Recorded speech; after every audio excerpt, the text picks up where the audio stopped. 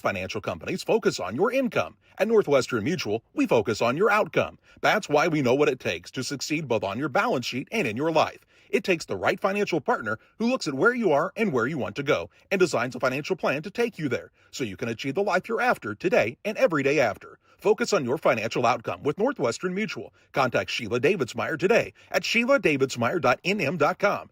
Northwestern Mutual is the marketing name for Northwestern Mutual Life Insurance Company and its subsidiaries in Milwaukee, Wisconsin. Petty Construction and owner Joe Petty, specializing in commercial and residential roofing systems. They design, build new homes and additions and renovations to your home. Interior and exterior renovations are their specialty. Petty Construction and Joe Petty have the experience in building you are looking for. Call 217-779-6384 or on the web at joe.petty@pettyconstruction.com. Building your community one job at a time. Your Jeep, truck, and SUV are only as good as the tires and rims they run on.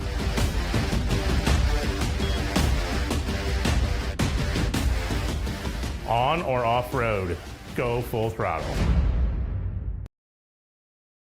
At Eagle Valley Bank, we have many products and services to meet your needs. However, we don't have so many choices that you feel overwhelmed. We can customize your banking needs and develop a financial strategy that best fits your life. We offer 5 convenient full-service locations in Bluffs, Griggsville, Meridosia, Mount Sterling, and Pittsfield, and you can also bank online at eaglevalley.bank.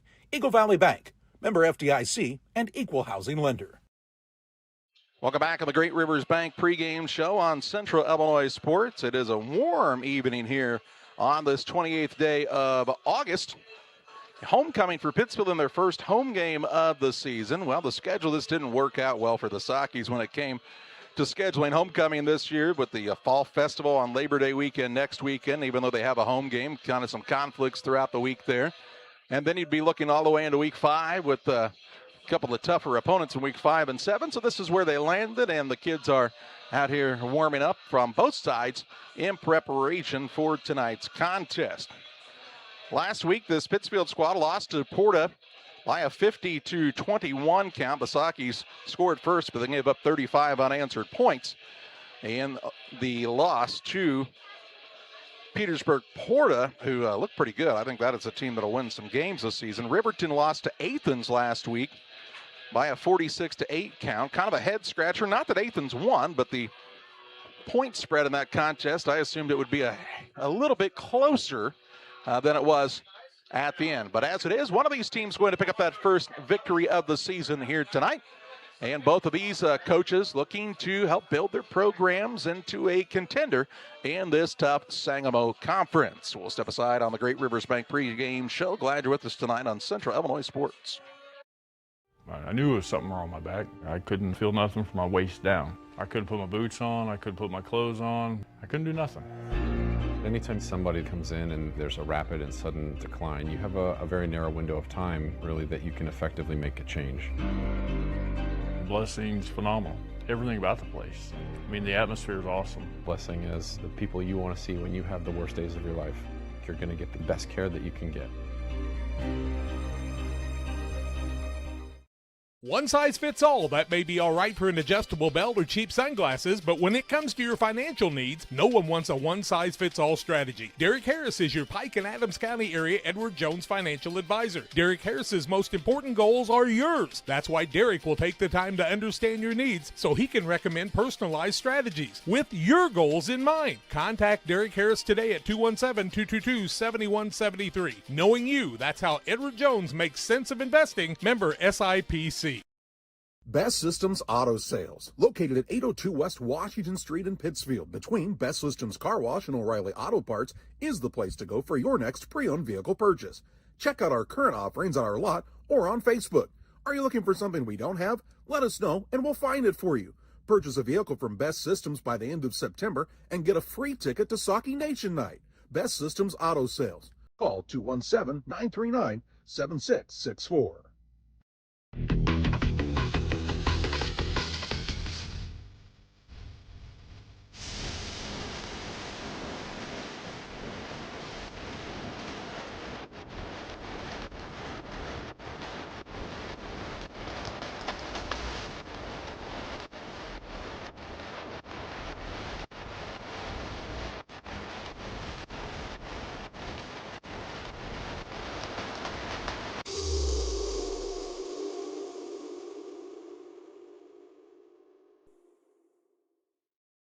Saki Car and Pet Wash in Pittsfield and Wildcat Car Wash in Barry keep your ride and even your pets looking their best while enjoying the easiest, most rewarding wash experience around, all while supporting your locally owned car washes. With the Touch4Wash app now available for use at both locations, you can earn points towards free washes, unlock discounts, and pay and start your wash right from your phone. Plus, we've upgraded with our new chemicals to give you the best clean and shine yet. Follow us on Facebook to stay updated on specials and promotions. Wash smarter, shine brighter. Choose Saki Car and Pet Wash in Pittsfield or Wildcat Car Wash in Barry today.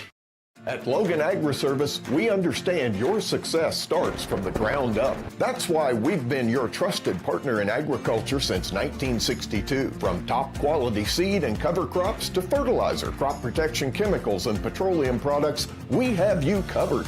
At Logan Ag, we take pride in providing you quality products at competitive prices with service that exceeds expectations. Call us today at 1-800-LOGAN-AG or visit loganag.com. Back on the Great Rivers Bank pregame show with locations in Pittsfield, Barry, Liberty, and Hannibal. Great Rivers Bank serving the entire region with the best in banking services close to where you live.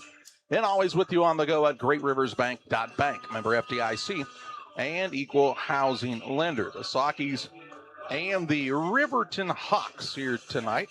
Elsewhere in Sangamo Conference action this evening, Auburn is at Williamsville. Morel Forsyth travels to Athens.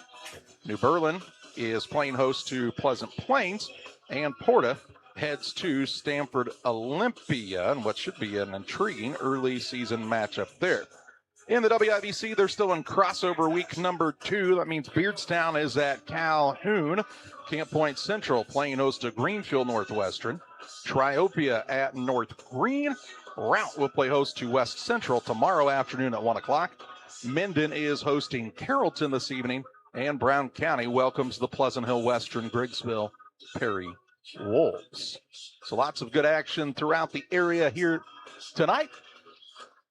The Sakis and the Hawks are finishing up their pregame warm-ups as we're about 20 minutes away from our opening kickoff this evening. The Sakis are celebrating the 130th year of Saki football and also the 60th anniversary of the beginning of the 64-game winning streak. They had their homecoming parade earlier today, and the parade marshals were some of those gentlemen that played during the 64-game winning streak. So it was neat to see that and getting to honor what is still the longest winning streak in Illinois history, 64 games in a row. Somebody's going to have a one-game winning streak after tonight, and both of these programs hungry for the victory. We see this Riverton Hawks squad, and disappointing for this team as their normal starting quarterback, Graydon Hartlob, looks to be out with an injury as his arm is in a sling, which really changes some things for this Hawks squad. Tyler Meyer will step in at quarterback, which takes away their normal wing back. So it'll be a little different look, but lots of athletes on this program for Colton Piper and his staff. So it's the next guy up mentality. The Sakis came out pretty healthy after last week. In fact, they get their right tackle and Riley Cook back after he was out with a little bit of an injury in week 1. It is the Great Rivers Bank pregame show on Central Illinois Sports. We are fueled by Logan Agri-Service, and when we come back, we'll have our visit with Pittsfield head coach Dalton Barnes. Stay with us.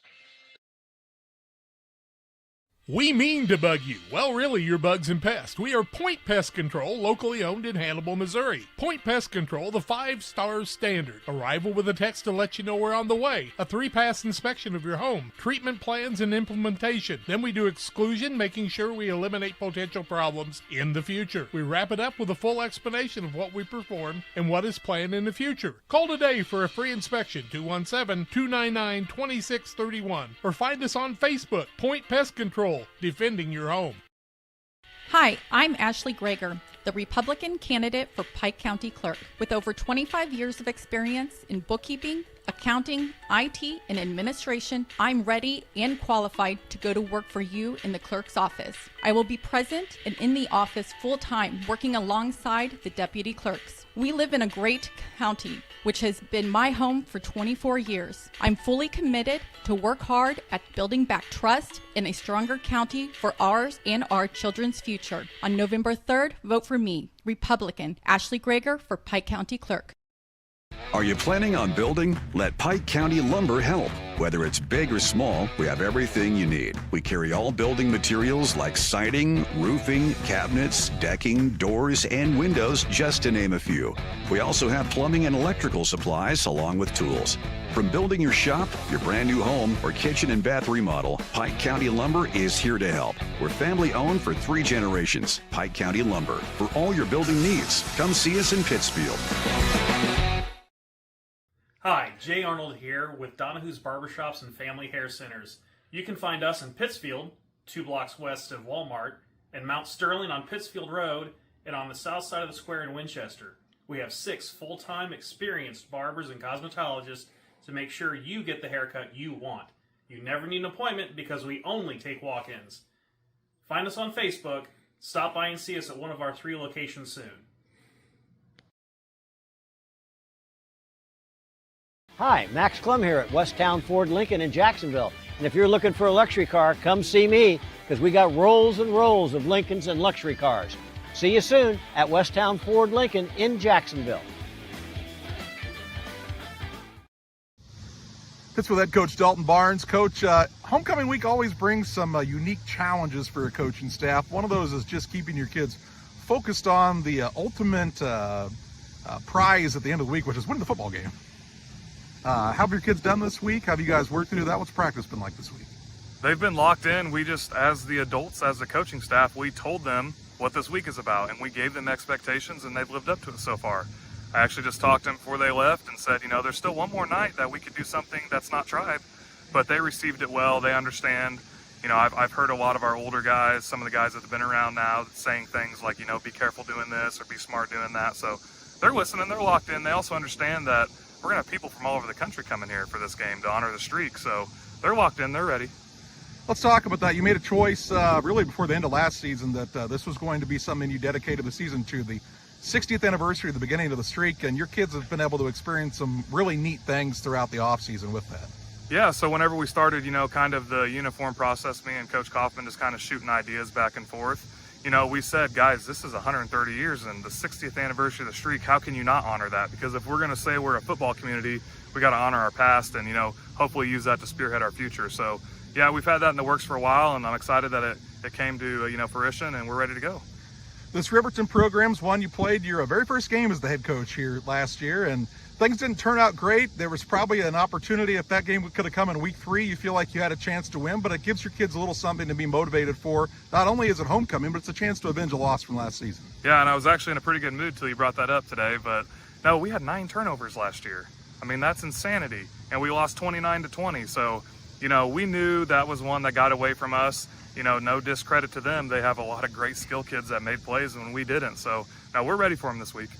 One of the biggest things throughout the season is the ability to make adjustments. Once people get game film, they're going to say, hey, that number 12, pretty good player. We're going to try to take him away. Or, hey, 3 on the outside's pretty solid. Or, man, their quarterback can really run it. Or, you know, something they notice on the defensive side. And that's really a neat challenge as a coach to try to, you know, out-scheme the other guy on the opposite sideline each week.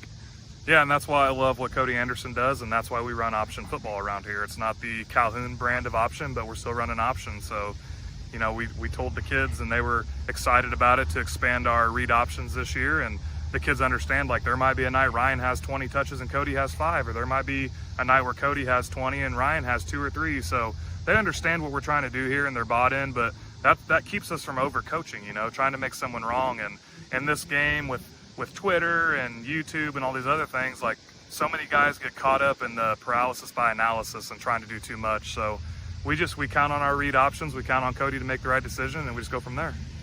When you talk about the Sangamo Conference, there were some surprising results in the early weeks. There were some not so surprising. But one of the things, even with the program, you know, when people want to talk about, well, hey, this Riverton program, it hasn't been very good.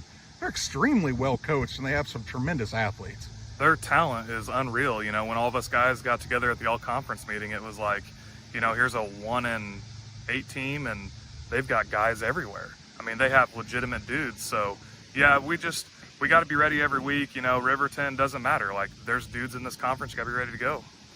How fun is it to put the helmets on and come out in front of the home fans for the first time each season? Yeah, I'm ready to be back. Let's let people come across the river and see what we're all about this year. You finally found the perfect car. in racing blue. You even got them to throw in the LED fog lights for free. Auto Owners insures your car because some people never learn to parallel park. That's simple human sense. Ask Mid-State Insurance Agency in Pittsfield if Auto Owners make sense for you. Keep going. More. No, stop!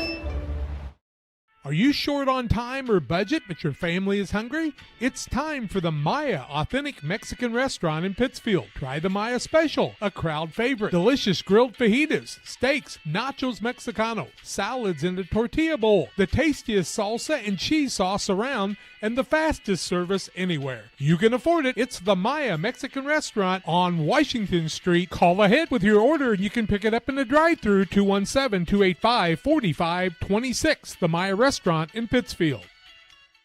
Every day, banks touch every corner of our lives. They support us when we turn life's goals into accomplishments. Goals like opening a small business, buying a home, planting a crop, having a baby. From your first car to life after retirement, Central State Bank is there for all of your life's milestones. CSB is central to your banking needs. Visit us in Clayton, Kinderhook, Pittsfield, Pleasant Hill, and Quincy, or at csb123.com. Central State Bank wishes all of the teams well on the hardwood this week. When you're ready to restock your pantry, go to Kay's Family Food in Camp Point, Illinois. Open 7 days a week, 7 a.m. through 8 p.m. Be proud, Camp Point area. Kay's Family Food is the only locally owned grocery store in Adams County outside Quincy. Delicious donuts daily, great lunch specials, fresh cut meats, fresh produce. Kay's Family Food are committed to the area and the school. When you support your local store, they can support you and your school and community. When you need to restock, think of Kay's Family Food, 593-6814. Exmark mowers are at B&B Livestock Supply and Trailers. American-made precision and power, backed by B&B's unmatched service. B&B Livestock Supply and Trailers in Camp Point, Illinois. Call, click, or stop by. Back with you on the Great Rivers Bank pregame show. Pittsfield High School marching band getting ready to take the field to entertain the fans with the national anthem and the school song under the direction of Justin Bangert. And the band getting ready to roll here in front of a crowd, but still filing in at Glenn C. Smith Field. And going to be a great night for high school football action as the band plays the national anthem. We'll step aside when we come back and look at the farm and home supply starting lineup. Stay with us on Central Illinois Sports. There's good, better, and best. I'm Casey French, and I don't mean to brag, but Cascom wins the Triple Crown. Seriously, your internet is your lifeline. We understand the importance of good, reliable service. We offer speeds up to 2 gig with great prices as low as $49.95. We are reliable, no contracts, no hidden fees. We have award-winning customer service with technicians in your area right now. That makes Cascom the best local internet choice. Make the best choice. Call Cascom today, 800-252-1799. 800-252-1799. At Farmers State Bank at Camp Point, we're proud to have been a part of our community for over a century, supporting families, athletes, and fans every step of the way. Just like your favorite Panthers team, we're dedicated to giving our best. With over 100 banks and ATMs throughout the area, we're here to help you on and off the field, no matter where the game takes you. So whether you're cheering in the stands, traveling to the next big game, or just supporting your community, trust Farmers State Bank of Camp Point to be with you all the way. Farmers State Bank of Camp Point, where tradition meets hometown pride. For nearly 40 years, the Niebuhr Funeral Home has been serving our area with professionalism and compassion. This is our business, our hometown. You can be assured we take great personal pride in serving your family in your time of loss. We're locally owned. We're your friends and neighbors. We care about you and your family. Niebuhr Funeral Home, with locations in Pittsfield and Barry, serving our community with compassion and respect. At Benson Financial Group, our first investment is you. Where are you today and where do you want to go? From spending time with your family, serving your community, or traveling to the places on your bucket list, your retirement plan should reflect what matters to you. Let's talk about how to get you there. Together, our team of advisors map your route and walk beside you through life's transitions, the good ones and the hard ones too. No matter where you are today, we will help you find the right path and stay there.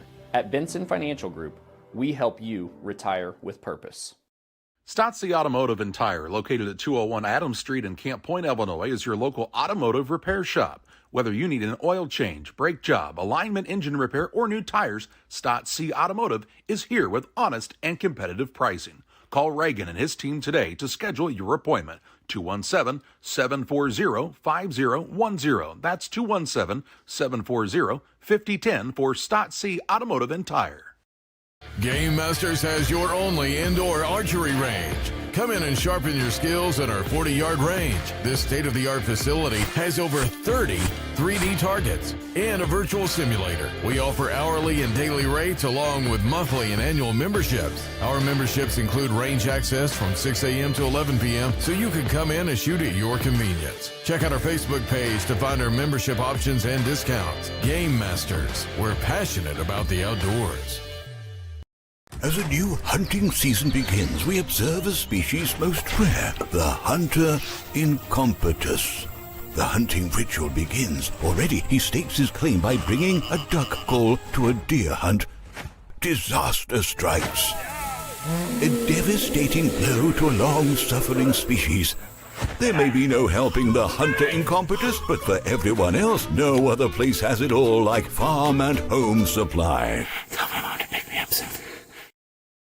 Time for the Farm and Home Supply starting lineups. From snacks and hoodies to power tools and lawn chairs, nobody has it like your local Farm and Home Supply. Learn more at farmandhomesupply.com. Well, it's a late change to this graphic because we do not have Graydon Hartlob as the quarterback for this squad. In fact, the quarterback tonight is going to be Tyler Meyer, the 5'6", 150-pound senior, as Hartlob is in a sling tonight. Tight end Cole Howard starts for the Riverton Hawks. He's a senior as well, as is a wideout in Brody Bates, a sophomore, 5'7", 140 pounds. Harrison Lott will start in the backfield, the running back, the senior, 5'7", 155 pounds.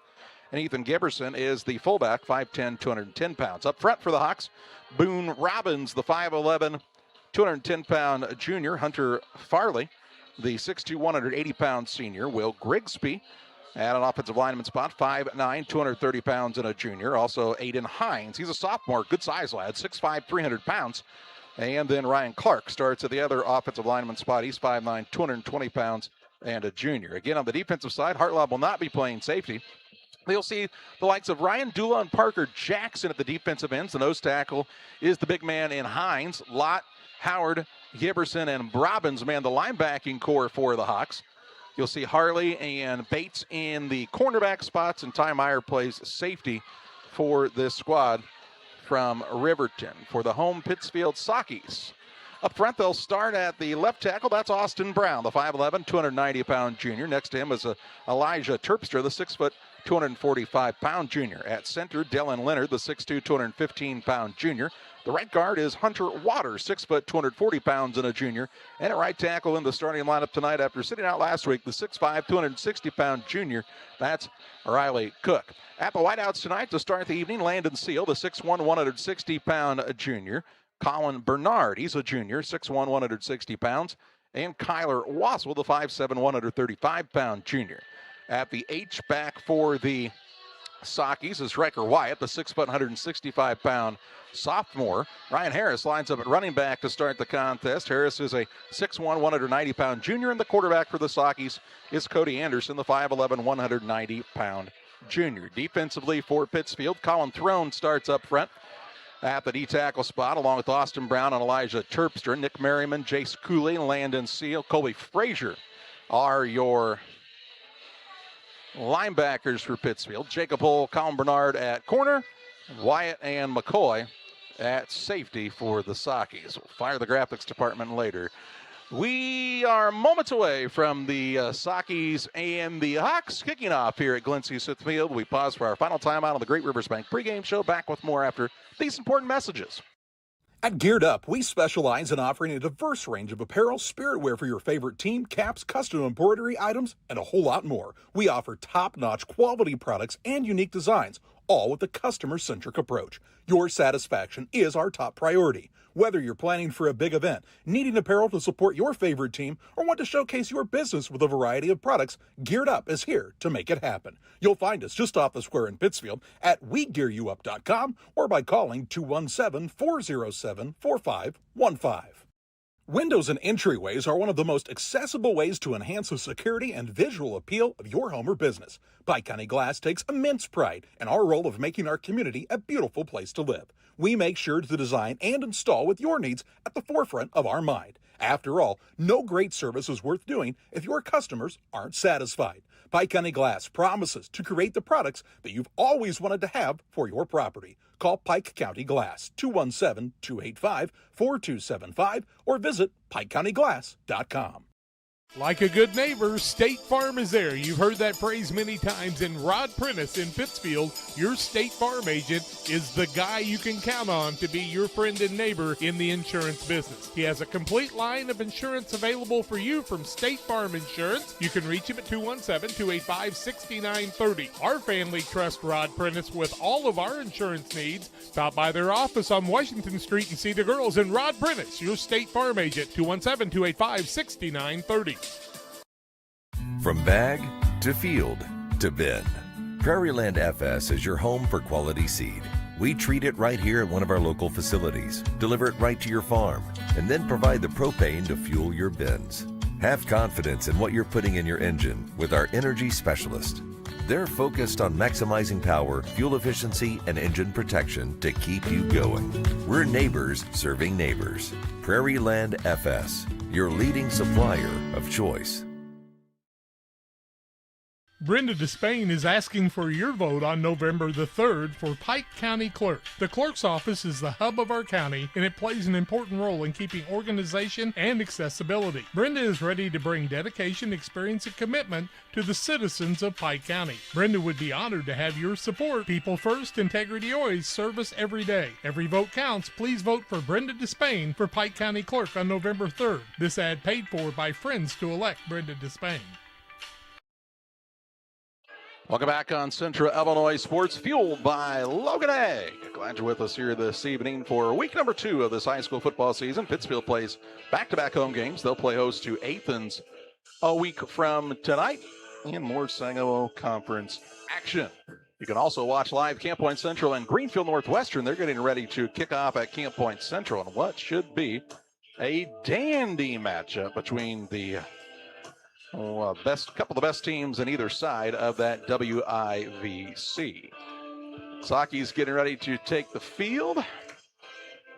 Part of a nice crowd here at Glenn C. Smith Field. Wearing the home black on black tonight. New uniforms for Pittsfield this year. They look sharp. I like the black helmet. It pays homage to the 64-game winning streak on one side and kind of a chromed out Saki on the other. Also want to give a shout out to Athletic Director Taylor Kaufman for knowing how to run the painting robot. Field looks good. Field looks to be in good shape. Here to start week number 2. Could use a little rain, but other than that, looks all right. Could use a lot of rain, as they say. Rain makes corn. Makes football. Corn makes whiskey makes my baby. Don't want to get copyright infringement, so we'll stop there. Sakis did win the coin toss.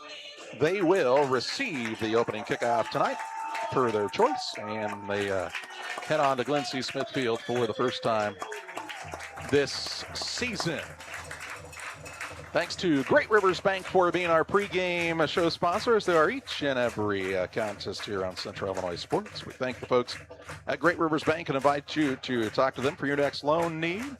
Whether you're buying a car, a house, some commercial property, or a hunting ground, Great Rivers Bank can help you out.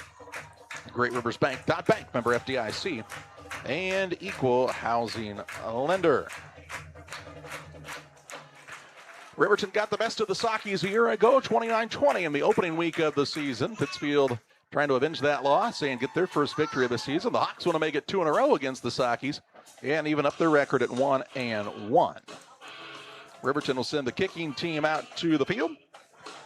Coach Piper was very honest. We asked about, hey, Coach, what about special teams? He says, guys, we got a lot of moving parts right now. So if I told you the special teams, it could be changed by Friday. So they're dealing with some injuries and some other things, so you feel for that program. But, man, they've got a good one in Colton Piper, a guy that really knows the game and is very passionate about getting this Riverton program back to being a competitor on a yearly basis. And that's the team that took a year off they did. 2 years ago. Yep.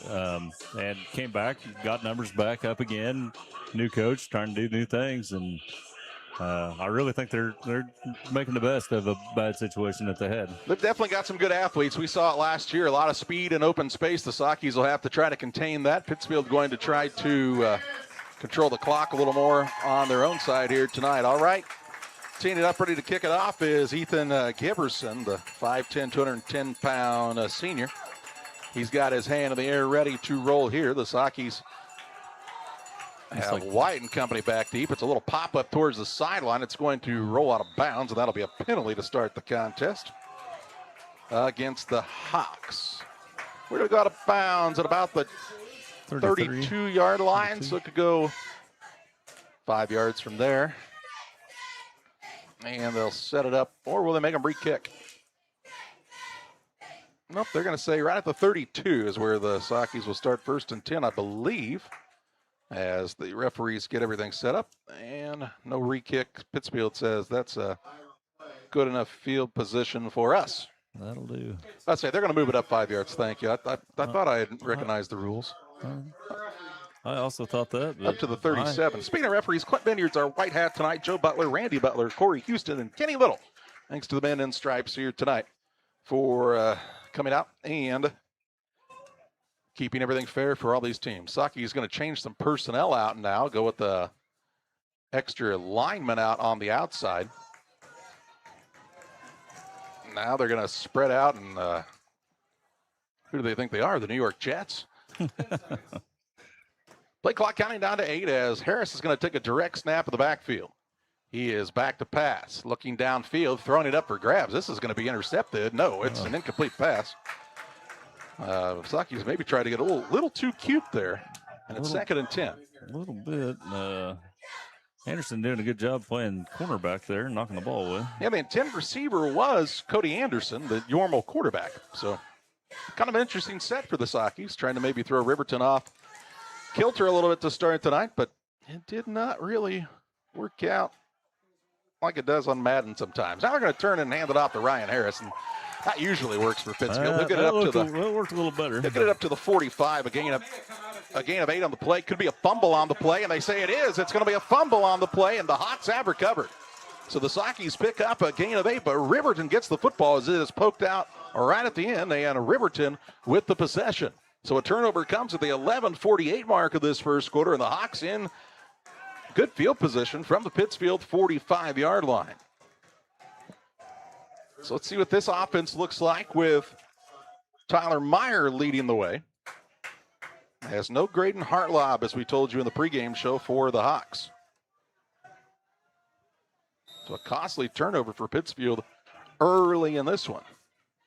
On the big line. Sure. Right on the big line at the 45. Trips to the right-hand side, a single receiver to the left. Meyer will be in the shotgun. The single back stands just behind him, offset to the right. Sockies with 5 down linemen here tonight. They'll take the snap, turn and hand it off. Ball carrier looking for running room is Harrison Lott. Lott gets a nice gain on the play inside the 40, down to the 39-yard line. A gain of 6 on the opening play of the night. That brings up a 2nd down and 4. Sockies had some penetration in the backfield, but didn't have their head up looking for the ball as they ran right by Lott. Lott will again line up, this time to the left of the quarterback. 2 receivers to the left-hand side. With your normal quarterback out, you could expect to see maybe a little heavier running game than normal for Riverton. As Meyer calls the line set, a bad snap. Lott will pick it up in the backfield and get taken down quickly by the Sockies. The bad snap loses some yardage for the Hawks. In fact, it's a 3-yard loss, and this will bring up a 3rd down and 7. Pretty heads-up play there by Lott to even grab a hold of that ball. 3rd down, 7 yards to go. Clock rolling here in this opening period. This is the 0 period if you look at the scoreboard. 0th quarter. I'm Ron Burgundy. 3rd and 7. Trips left. Single receiver to the right-hand side is Cole Howard. He's one of the main targets for this squad on the outside.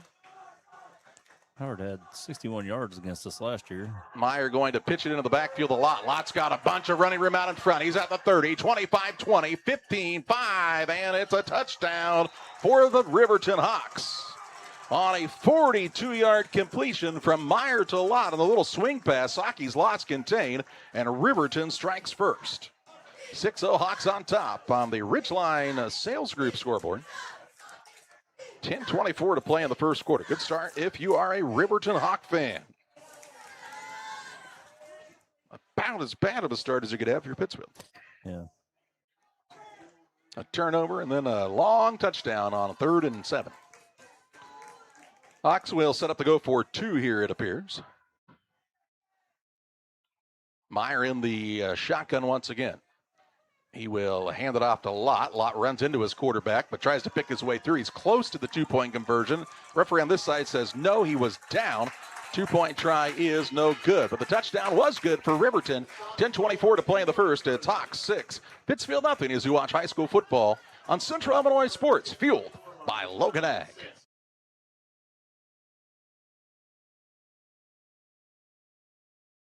Welcome to Douglas Automotive and Tire, your expert truck and car repair center in Pittsfield, Illinois. We provide full service from oil changes to new tires and everything in between. Contact us today to schedule service. We're located at 303 West Jefferson Street in Pittsfield, Illinois. Call 217-922-0064. That's 217-922-0064. Britton and the gang know cars, and if you need repairs, call Douglas Automotive today for all your repairs.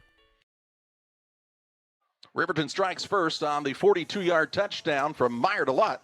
2-point try was no good, and it's 6-0 Hawks on top on the Ridgeline Sales Group scoreboard early on in this contest. So Pittsfield with the turnover. Riverton capitalized. They turned it into points.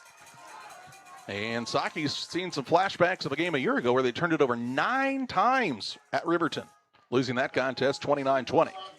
Taking care of the football is paramount. This is a Saki team that last week only threw 1 interception, had no fumbles, so hopefully we'll get back to that and clean things up. If you're Dalton Barnes, you got to tell them here that just let that go, move on. You got to refocus, that's right. Clean it up and let's go. All right. Giberson's ready to put it in the air. Maybe a little onside kick possibly here for the Hawks, as that ball looks to be sitting a little more upright than I did the first go-around. He will try an onside attempt. It'll go 10 yards, and Riverton sure looks like they have the football. Nope, couldn't control it. Went out of bounds around the 45-yard line.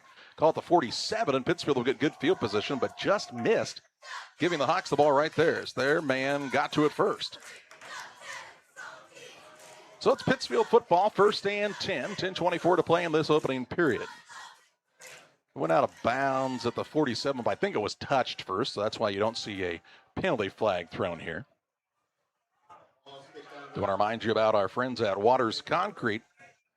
Anything with concrete, it's Waters Concrete. Tim Waters and Company. New builds, driveways, decorative patios, sidewalks, they can do it all. Waters Concrete, 309-252-1052. All right, it's 1st and 10 for the Sakis, just shy of midfield. Anderson is in the shotgun. He takes the snap, fakes the handoff, keeps it himself right up the gut. Good run on the play into Hawk territory down to the 46-yard line. They pick up on the play of 7 yards, and they'll bring up a 2nd down and 3.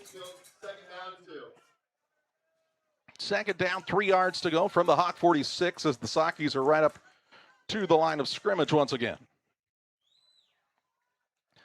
They wait for the play call from the sideline, and Dalton Barnes trips right, a single receiver to the left-hand side. Back to pass, throwing a little bubble out to Seal.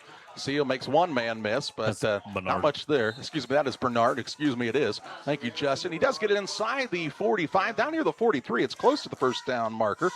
Wait and see where they set it. The referees will say, come take a look. It's that close.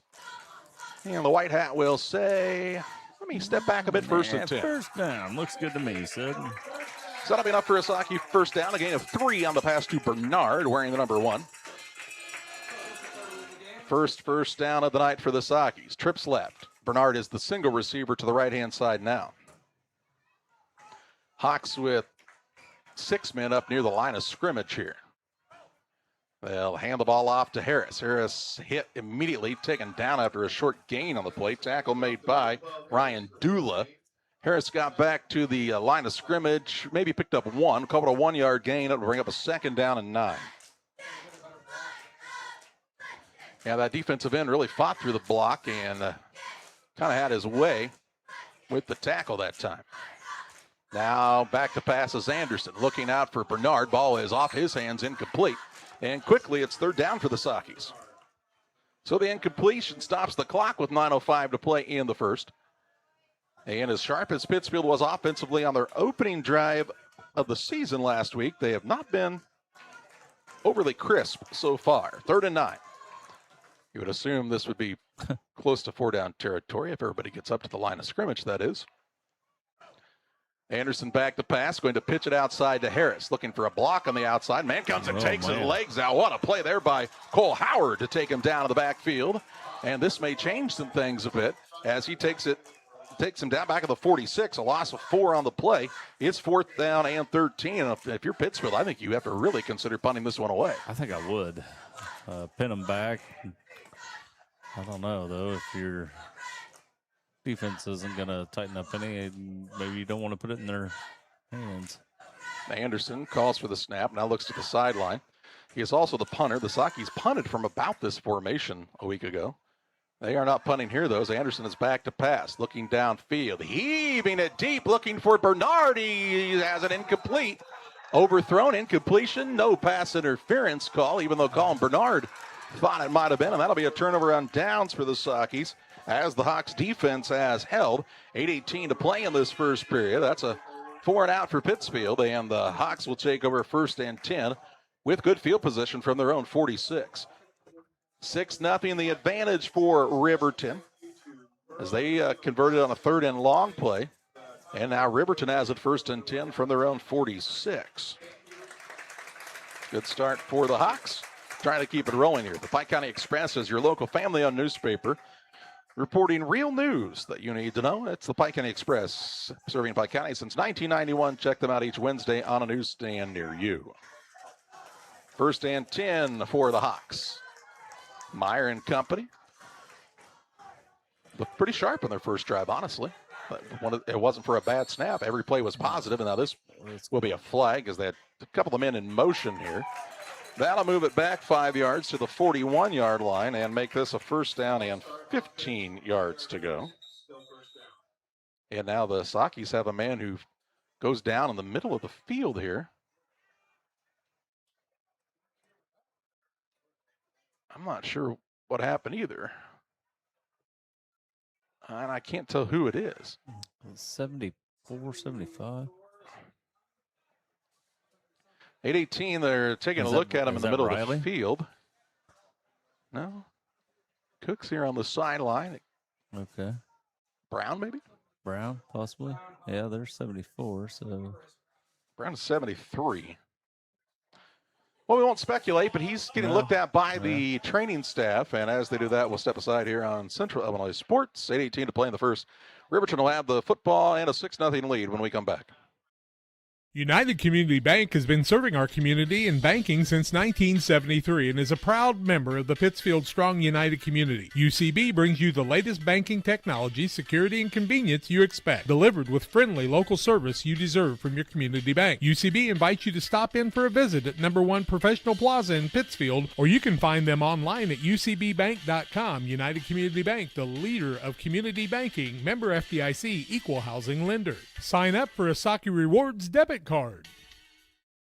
The caring and experienced professionals at Hamilton Funeral Homes are here to support you through this difficult time. We offer a range of personalized services to suit your family's wishes and requirements. You can count on us to help you plan a personal, lasting tribute to your loved one, and we'll carefully guide you through the many decisions that must be made during this challenging time. You're welcome to call us at any time of the day, any day of the week. Visit our funeral home in person or on the web at hamiltonfuneralhome.com. Call 217-593-6517.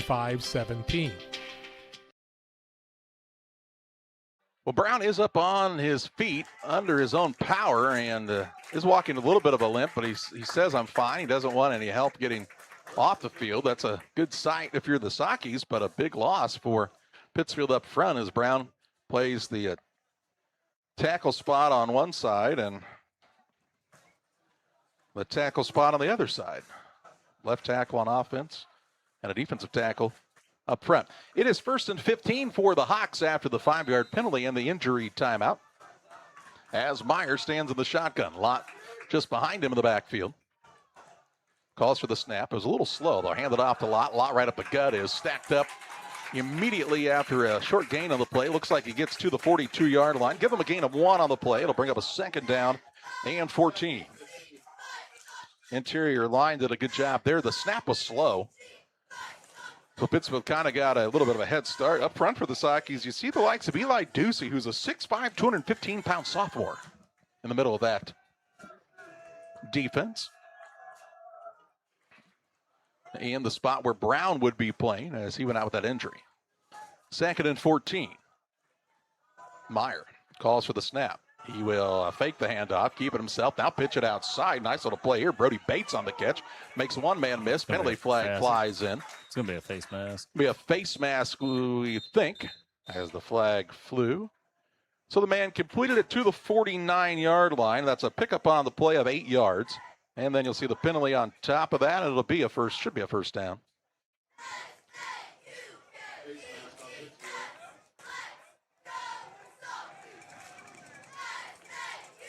Nope, they're going to be about a yard short. So it'll be 3rd and 1 instead. What did they call? To the 45. Yeah, they called the face mask. So 3rd and a yard for the Hawks. Who caught that ball? I'm sorry, I missed that. That was Bates, number 5. Brody Bates, the sophomore, 5'7", 140-pounder. I like that option. Little RPO. Fake the handoff, fake the run, little pitch out, and the Sockies were kind of caught flat-footed. It is 3rd and 1. Meyer in the shotgun here. He will hand it off to Lott. Hole on the right-hand side, closes up quickly, but not before he has enough for the Hawk first down. To the 43-yard line, gain of 2 on the play, and a fresh set of downs for Riverton. 7-11 and counting in this first quarter, and Colton Piper's team looking good so far on the offensive side. A steady dose of Harrison Lott. Well, Hartlob was the guy that really hurt him on the running side last year from the quarterback spot, but he's out tonight, so you knew that would change some things a bit, and that means Lott's number gets called a bit more, and he's risen to the challenge so far. 1st and 10. Hands it off to Lott. No, another option play here. They'll pitch it out to Giberson. He's along the sideline and taken out of bounds. Right at the 39-yard line. A pick up of 4 yards on the play. Brings up a 2nd down and 6. A lot of options for this offense. Fake the handoff. Good read by the quarterback. Pitched it out. Got positive yardage. 2nd and 6. Clock stopped as the man went out of bounds. Meyer doing a good job, too, if this is the first week he's practiced with quarterback. I mean, it's hard to pick up all those reads and fakes, and if it's not something that you're used to, if you're used to catching the ball. He's an athletic kid. Not great big. 5'6", 150 pounds, but it's very quick, shifty. He calls for the snap. We'll hand it off now to Lott. Lott looking for running room along the right-hand side. Gets tripped up, taken down, but picks up a couple of yards to the 38-yard line. Give him a gain of a yard on the play, Justin. And it'll be 3rd down and 5. Well, not able to pick up a lot on the ground. That is his 5th carry, and he only has 7 yards. So the Socky defense has done a good job of stopping them up the middle. It's when they get outside to contain that we tend to have issues. Yeah, that's where that touchdown came from. Little swing pass to the outside, and it went for 6.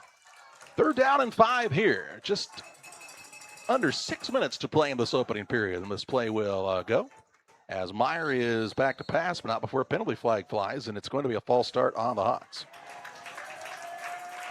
So that'll move him back 5 yards and make this a 3rd down and 10 instead from the 43-yard line. It's a 3rd penalty on the Hawks and for 15 yards in total. In fact, they're going to call it 3rd and 9, so we must have shorted them a bit there. So we'll do that as well and say the ball's at the 42 officially. 3rd and 9. This is a similar distance to what the Hawks had the last time. It was 3rd and 7, and they went for 6. So if you're Pittsfield, you have to really be on your toes here on the defensive side. 2 receivers right, a single man to the left-hand side. Meyer stands just inside the 50-yard line. He's back to pass. Sprinting out to his right, going to throw it downfield. Has it completed. A pretty easy catch for Brody Bates. And that's enough for a first down. Down to the 29-yard line. A pick above 13 yards on the play. And a 1st and 10 for Riverton. Nice throw on the run that time by Tyler Meyer.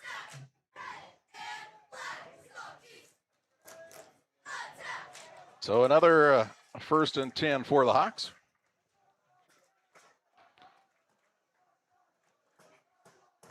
See if you get Lott on a run on first down here. Meyer calls the line set, calls for the snap. Fakes the handoff to Lott. Now he gets caught in the backfield, and Saki's got to the right hole that time. That's Colby Frazier in on the initial hit for Pittsfield. And forward progress was stopped back at the 36. That's a loss of 7 yards on the play and brings up a 2nd down and 17. Let's look at that on the Northwestern Mutual Instant Replay. Where's Frazier come from, that outside backer spot? Look at it here. He got to the ball carrier and the quarterback at the same time, and there wasn't a chance to pull out that time. 2nd and 17 from the 36. Meyer in the gun, trips right. He is back to pass. Going to pitch it out to Lott. Incomplete pass here as it is off his fingertips, falls harmlessly to the turf, and it's 3rd down. So 3rd and 17. This is the drive that started at their own 46 at the 8:18 mark. They moved the ball positively most of the time. A penalty set the Hawks back a bit, and then that big stop on 2nd down a moment ago for the Sakis. 3rd and 17 from the 36-yard line. Hawks going to try to get somebody out in space here.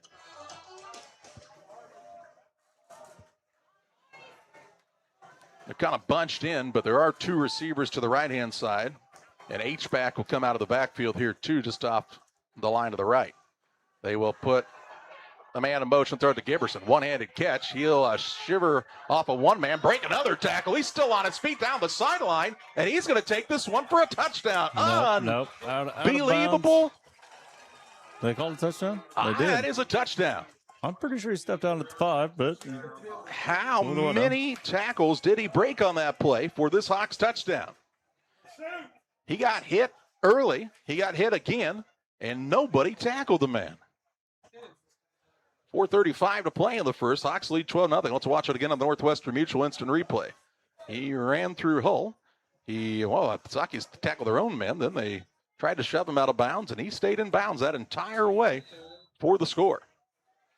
So that officially is a 36-yard completion at the 4:35 mark, and a 2-touchdown lead for Riverton right now, trying to get the 2-point conversion to make it a 14-0 game. They'll hand it off to Lott. No, they'll keep it with the quarterback in Meyer. He'll get tripped up, but rides it into the end zone, and the 2-point try is good. That makes it 14-0. Hawks on top. 4:35 to play in the first on Central Illinois Sports, fueled by Logan Ag.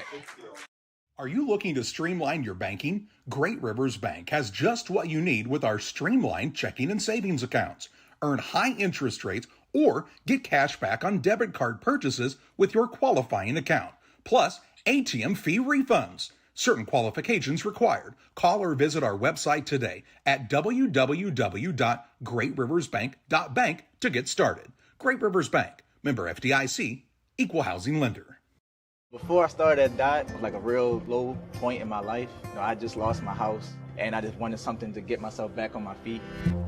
I met a driver named John, and he was like, man, come to DOT. They'll pay for your school. They'll pay for your CDLs. I applied, and ever since then, I've been very grateful. Since I've been here, I've had the opportunity to save money to buy me a home within the next couple of months. It's definitely been great. When my life needed direction, I took the wheel. 14-0 Riverton on top of the Ridgeline Sales Group scoreboard. 4:35 to play in the first as Giberson broke a tackle, broke another tackle, broke a third one, and then up for a touchdown. The Hawks had the advantage.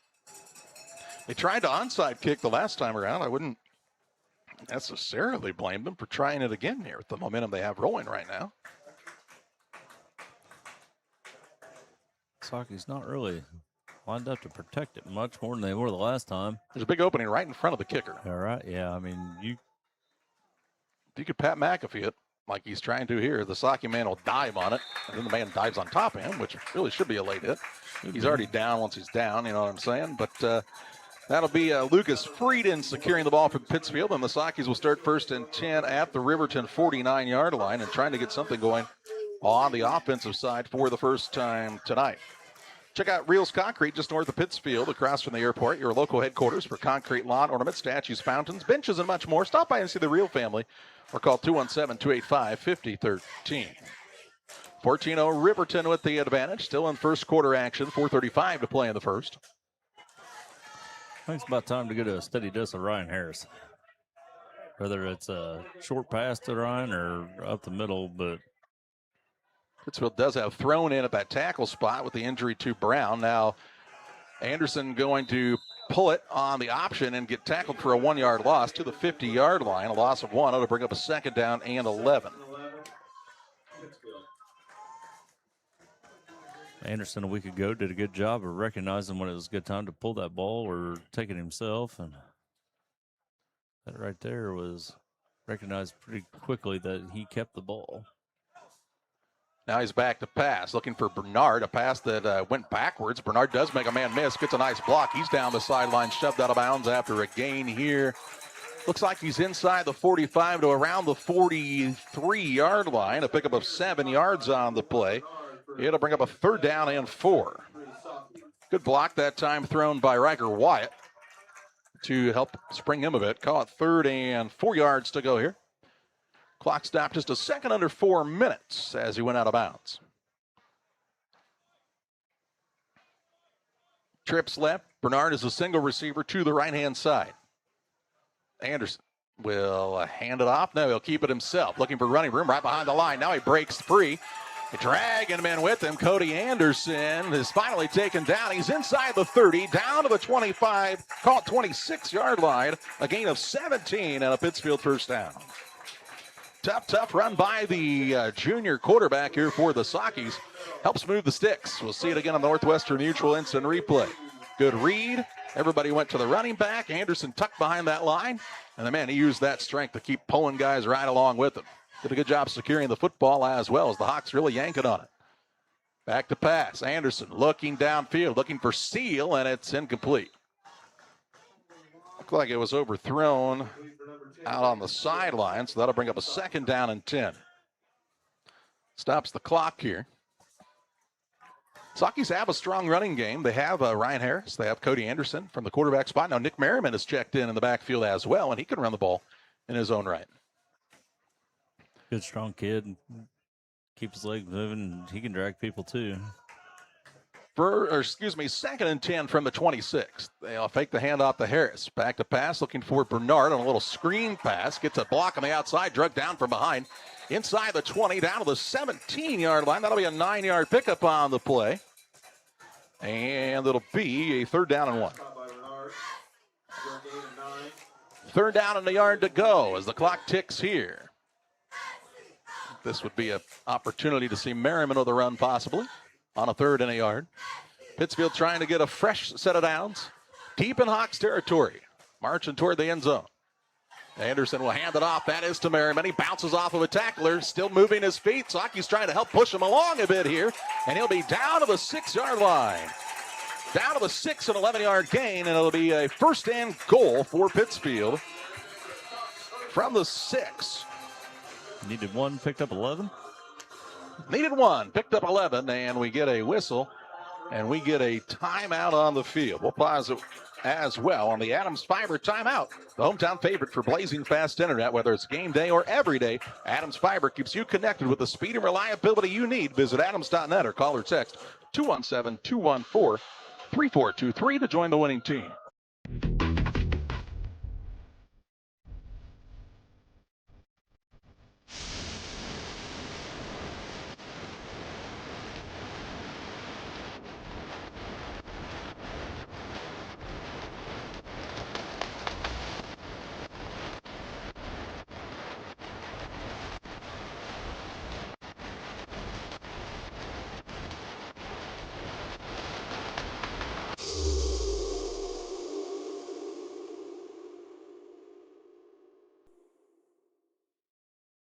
Riverton with the Adams Fiber timeout. First and goal for Pittsfield. Down to the Hawks 6-yard line.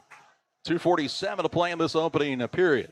Drive that started at the Hawks 49, or excuse me, their own 49. Handoff goes to Merriman. Merriman looking for running room along the left-hand side. Stretches out, and he is in for the touchdown. Merriman takes it in from 6 yards out and puts the Sockies on the board with 2:43 to play in this opening period. 6-yard touchdown run by the senior here on homecoming for the Sockies. And they will look to, kick here, it looks like. Bernard is the kicker. The holder is Anderson. Bernard kicked it once last week and kicked it right through the uprights. The brand new painted uprights, by the way, thanks to Paul Petty for that beautiful paint job. This one's blocked. It is blocked. It's coming right through there, and getting both hands on it was Brody Bates. But Pittsfield gets on the board with a touchdown run by their senior fullback, Nick Merriman. 2:43 to play in the first. Riverton leads Pittsfield 14-6. High school football action on Central Illinois Sports, fueled by Logan Ag.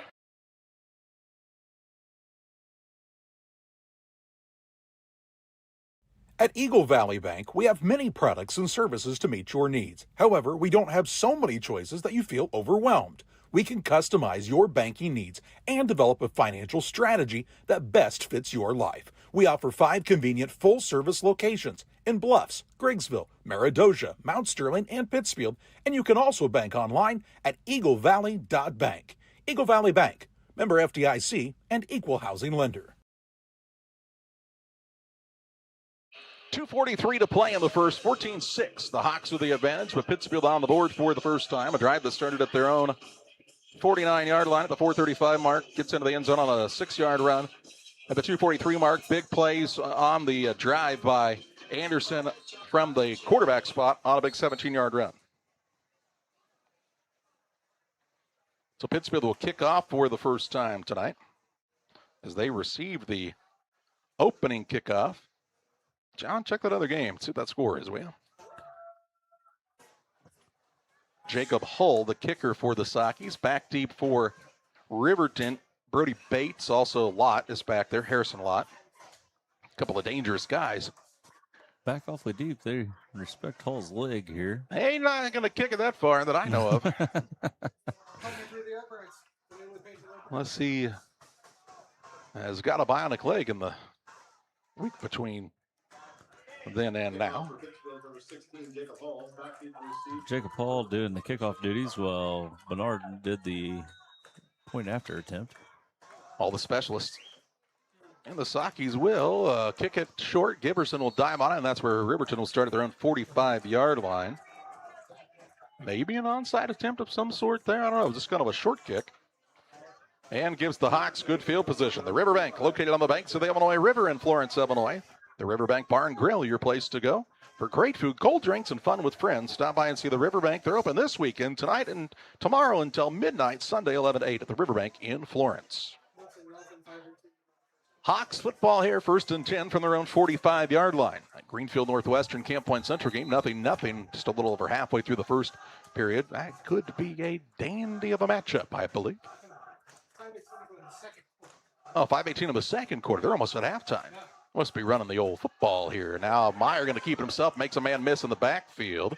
Still on his feet, dragging men downfield. They'll get it all the way to the 41-yard line of Pittsfield. That's a pickup on the play of 14 yards and a 1st and 10 for Riverton. Meyer on the 14-yard pickup. On 1st down, Pittsfield, they had guys right on them. They are not doing a good job keeping contained, not doing a good job wrapping up. Yeah, Frazier was right there, just missed the ball carrier. And give credit. Let's change this to yards to go. How about it? It's not 1st and goal. It's not even 1st and 6. Who's running this show? Golly. Say hi to the guys on the truck. I want to roll the windows down. They're getting hot.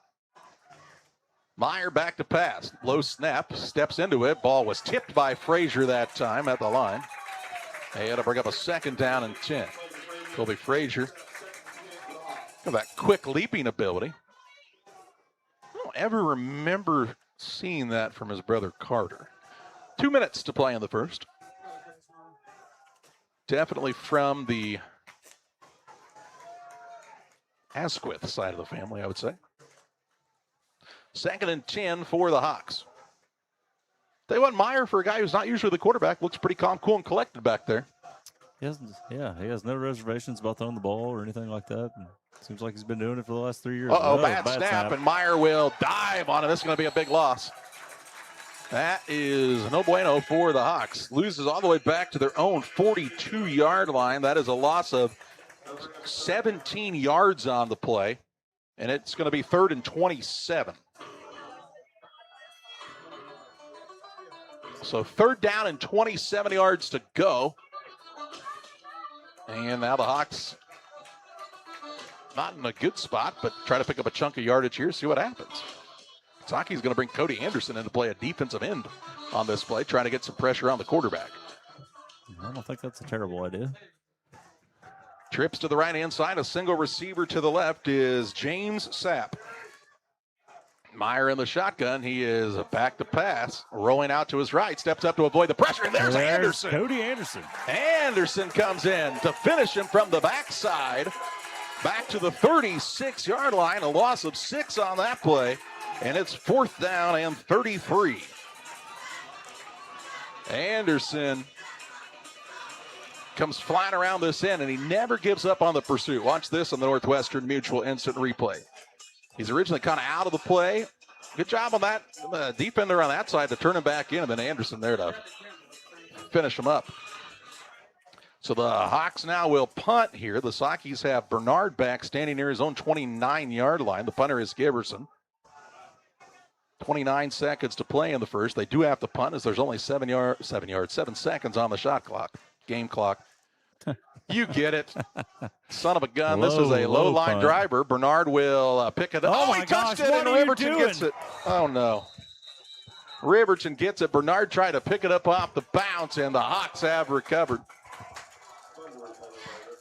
Oh, my gosh. Kind of like a tough ground ball. Took a hop right at about the 33-yard line, bounced off Bernard's fingertips, and Riverton was there to recover it. And with 14.3 seconds, that is a big break in this contest for the Hawks. They'll be all the way to the Pittsfield 33-yard line. It was a punt and then a fumble. A fumble is what it is. Okay. They're at the 32-yard line of the Sakis here. As Meyer is in the shotgun. Hawks up by 8, trying to add to it here after another Pittsfield misstep. Meyer will keep it himself, turns it upfield. There's Anderson with another stop. 1 yard loss on the play to the 33-yard line. It'll bring up a second down. Call that second down and 11 here on the 1 yard loss. So and that'll be the end of the first quarter. Yeah. After one, it is a 14-6 advantage for Riverton on top of Pittsfield. High school football action on Central Illinois Sports, fueled by Logan Egg, with more after this timeout. Here at Little Jess, we value hard work, dedication, integrity, and leadership. We have a respect for heritage and tradition and believe in the pursuit of building legacies, breaking records, and putting forth award-winning results. That's why supporting schools and local teams is one of our favorite and most exciting parts of our business. For over 7 decades, we strive daily to use those same values as a foundation to meet our community's automotive needs and support our future generations. Little Jess Motors, serving our community since 1969. Oh, remember your mom? Remember when I broke my arm? Sure, I remember. I never left your side. Just as they once cared for you, now you're returning the favor. Blessings Epic My Chart is here to help. With Proxy Access, you can be a part of your loved one's care by scheduling their appointments, viewing test results, messaging with care providers, and more, all from one secure place. Visit our website to learn how Blessings Epic My Chart can help care for your loved ones. Ready to start quarter number 2, a 14-6 advantage for the Riverton Hawks. Hawks have the ball 2nd and 11 from the Pittsfield 33-yard line to start the second quarter after getting the turnover on the special teams miscue by Pittsfield. 1 yard loss on the play was with the quarterback in Meyer on the option. 2nd and 11, Meyer is in the shotgun. Lott stands to his right. They'll put a man in motion. They'll pitch it to the motion man. That is Brody Bates. Bates looking for running room, breaks a tackle, still on his feet.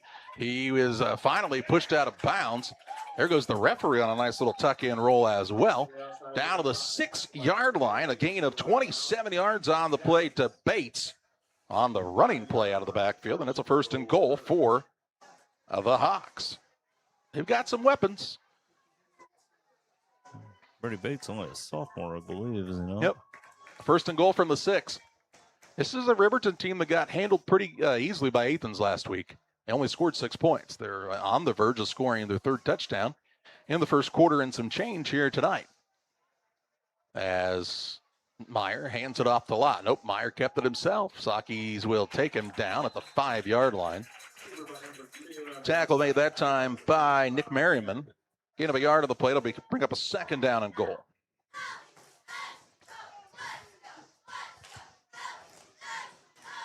See that play by Bates a moment ago on the Northwestern Mutual replay. Just a little pitch, kind of a jet sweep, found an opening. Man, Saki's just had that's a lot of black shirts there. Watch this referee, though.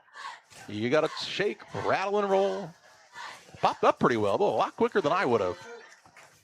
He's got to roll with it sometimes. Meyer will hand it off the lot. Lott looking for running room over the left side. He is in for the Riverton touchdown. Lott takes it in from 5 yards out at the 11:09 mark of quarter number 2. And the Hawks extend their lead. Again, taking advantage of a Saki mistake. They lead 20-6.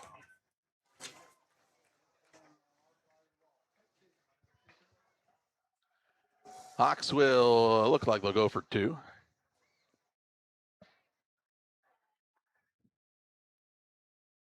It is about as quiet as it could be here on this side of Glen C. Smithfield. Hear a pin drop out there. Looked like the Sakis had momentum, got a score, got a stop, and then the special teams miscue. Riverton picked it up and drove it right in 4 plays.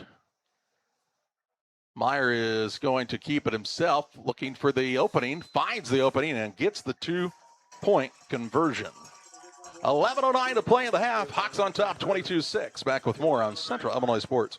One size fits all. That may be all right for an adjustable belt or cheap sunglasses, but when it comes to your financial needs, no one wants a one-size-fits-all strategy. Derek Harris is your Pike and Adams County area Edward Jones financial advisor. Derek Harris's most important goals are yours. That's why Derek will take the time to understand your needs so he can recommend personalized strategies with your goals in mind. Contact Derek Harris today at 217-222-7173. Knowing you, that's how Edward Jones makes sense of investing. Member SIPC. Griffin Signs in Time at 122 South 9th Street in Quincy is a full-service sign company that can complete any project, from fully wrapping your entire fleet of vehicles, digital signs, storefronts, to creating small banners and signs. The right and professional signage is the difference of getting the job, heading folks in the correct direction to find you, or creating a brand recognition for potential customers. Put the right signs in your customer's mind with Griffin Signs in Time. Call 217-228-7470. 11:09 to play in the half, 22-6. The advantage for Riverton on the Ridgeline Sales Group scoreboard. Hawks have tried to do a little onside kick the last couple of times. I wouldn't be too surprised to see it again here. Sakis look like they tightened up in the middle a little bit, but that kick hasn't really been to the middle. It's been to the outside. Giberson has it teed up. Says, who's my guy this time? Who am I going for? There he is. There's my guy. Tucker Pine's right in the middle of that thing. He says, kick it to me. I'm ready. Giberson will tiptoe up to the ball and kick it on the ground. The Sakis will dive on it here. That's Chase Henderson. Says, I'm not taking a chance here. And it'll be 1st and 10 from their own 33-yard line with 11:08 to play in this opening quarter. Want to give a shout out to our friend Noah Mendenhall watching from out west. Good luck with your new career as an exotic dancer. It's 1st and 10 for the Sakis. It's hot out there. $20 is $20, Charlie. Trips left, single receiver to the right-hand side. Anderson on the shotgun with Harris with him in the backfield. They will fake the pitch. Anderson holding the man. There's also going to be a holding call here. The Sockies will nearly fumble it away, and it's not going to matter because this play's coming back. There was a holdback of the 30. First penalty of the night for the Sockies. That'll go from the line of scrimmage, move the ball back to the 23-yard line, and a 10-yard penalty, and be 1st and 20.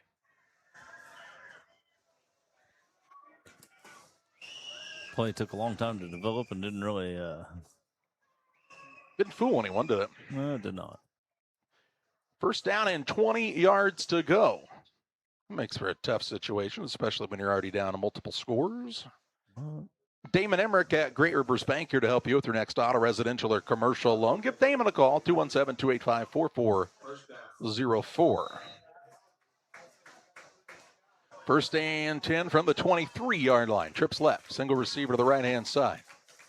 Anderson in the shotgun, takes the snap, hands it off to Harris. Harris looking for some running room on the outside. Cuts back to the middle, takes a big hit by Giverson. Up to the 27-yard line. Gain of 4 on the play. It'll bring up a 2nd down and 16. Harris made a good cut there, but Giverson tracked him right across the field. Riverton doing a good job of everybody getting to the ball. Yeah, they're really flying to it, aren't they? Yeah.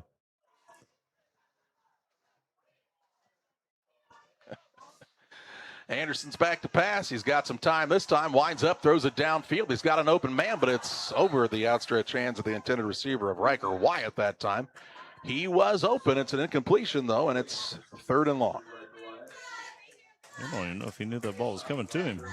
Well, you know, everybody kind of chased downfield with the deep man, and Seal, I believe, was out there. Or Bernard. Looks like Bernard was the wide man.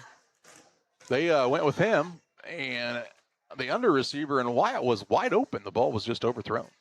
Incompletion stops the clock. It's 3rd down and 16.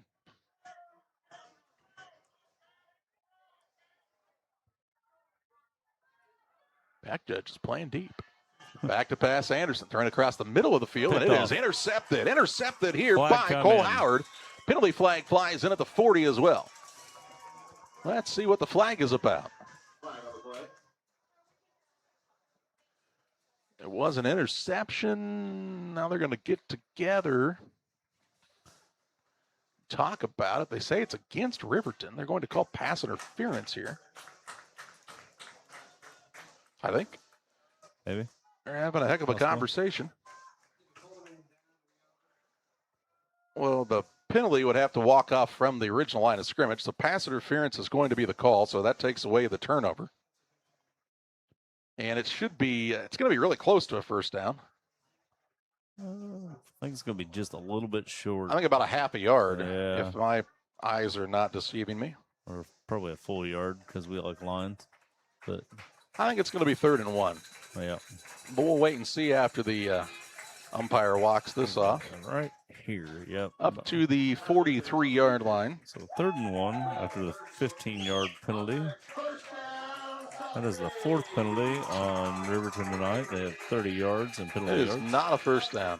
That is not. 3rd down. That's a not an automatic 1st down. New PA guy. What are we doing over there? Now they say to move the chains. This guy says move them. What? 1st down, Pittsfield. New PA guy. He knows what he's doing. He's like, I said 1st down. This dude's ready to go. Who is that masked man now? Anderson going to tuck behind the line and try to run it here. Fighting for yardage. Taken down right at the 50-yard line. Gained 7 on the play. Hawks really trying to rip that ball out. In fact, they're maybe that time might have been trying to do that more than they really were trying to tackle the man. Yeah, they probably just take that guy down. He gains 3 or 4 yards instead of picking up extra yardage while they're fighting for the ball. We haven't figured out that Cody's got a pretty good grip on it. 2nd and 3 here. Ball resting right in midfield in the middle of that Saki emblem. They'll send Anderson back to pass, trying to find Harris and overthrow him. And it's 3rd and 3. Saki's have not been sharp at the passing game yet tonight. No, we are 3 for 8 for 19 yards. Clock stopped with the incompletion. 3rd down, 3 yards to go right in midfield. Anderson is about 5 yards deep from the shotgun. Fakes the handoff, keeps it himself, and gets taken down. Taken down for a loss of a yard on the play, back to the 49-yard line of Pittsfield. And this will bring up a 4th and 4. And if I'm Pittsfield, I think you have to punt. I think I would. Anderson, again, is the punter, so kind of hard to tell on the formation here if they're going for it or not. 4th and 4, though. If you give Riverton the ball here, they get another score and get the ball to start the second half. This game could get out of hand. They are going for it. Anderson is back to pass, looking left, looking downfield, pump fakes. Now he's in some trouble, and he's going to be sacked. Tries to throw it at the last second. It's an incomplete pass, so that'll save a few yards, but an incompletion will be a turnover on downs, and the Hawks will take over 1st and 10 from the Pittsfield 49-yard line with 8:50 to play in this opening quarter. 8 minutes, 50 seconds. Turnover there for the Sockies. On downs, that is. Pike County Concrete, when you need concrete for your next job or project, give Pike County Concrete a call, 217-285-5548, with locations at Pittsfield and Jacksonville. It's Pike County Concrete. 1st and 10 for the Hawks. Meyer and company looking to try to get another score on the board. A couple of receivers bunched in tight at the bottom of the formation. Meyer will turn and keep it himself. Lott with a block out in front. Meyer will get a nice gain on the play before he's tackled by a host of Sockies at the 43-yard line. Picks up 6 on 1st down. Will bring up a 2nd down and 4.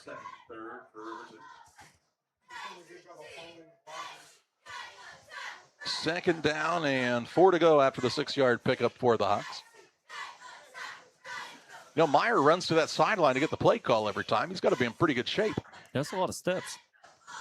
I wonder if he's wearing his Apple Watch or anything. Oh, let him put my Fitbit on and make me feel good about myself when I go to bed tonight.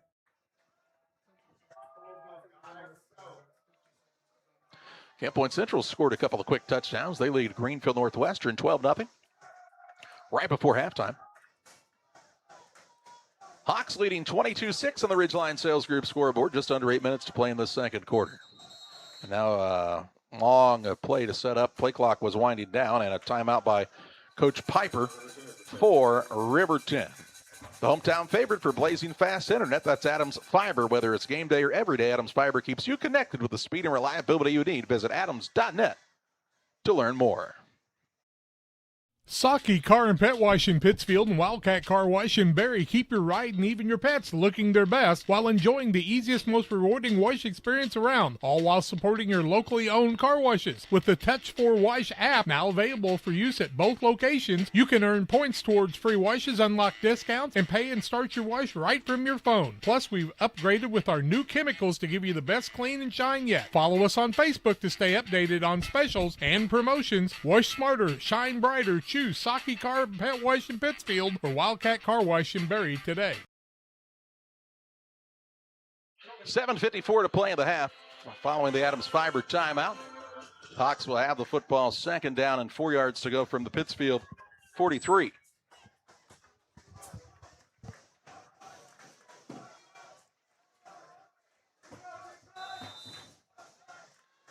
Meyer is in the shotgun. Puts a man in motion. That's Bates. Tries to pitch it to him. Ball is, and they're going to call that an incomplete pass as a forward pass. So that'll blow the play dead and bring it up to 3rd and 4. Little pop pass there.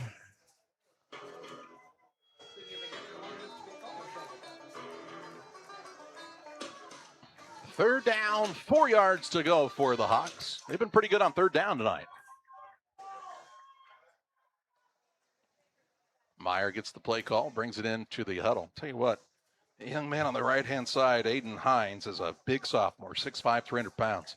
Yeah, that is a big kid for a sophomore. That is a body that colleges are looking for. That frame, had some weight on him. He moves pretty well for a big guy, too. Here's a ball carrier hitting the backfield. Lott will fall forward, though, for a 1-yard gain with a strong push from his second effort there. Gains a yard of the play. It brings up a 4th down and 3. Lott's carried the ball 8 times tonight for 7 yards. So 4th down and 3 yards to go for Riverton. They're inside Saki territory at the 42. You could punt it and try to pin the Sockies deep. Pittsfield will go with a little bit of a heavier package up front. We're not real sure who their punter is. As we have not seen him yet tonight, but they are looking like they're going for it here, so no punter needed. 4th and 3. So the hard count? Nope, they're going to keep themselves, and a penalty flag flies from this side. I think Riverton jumped. And a false start.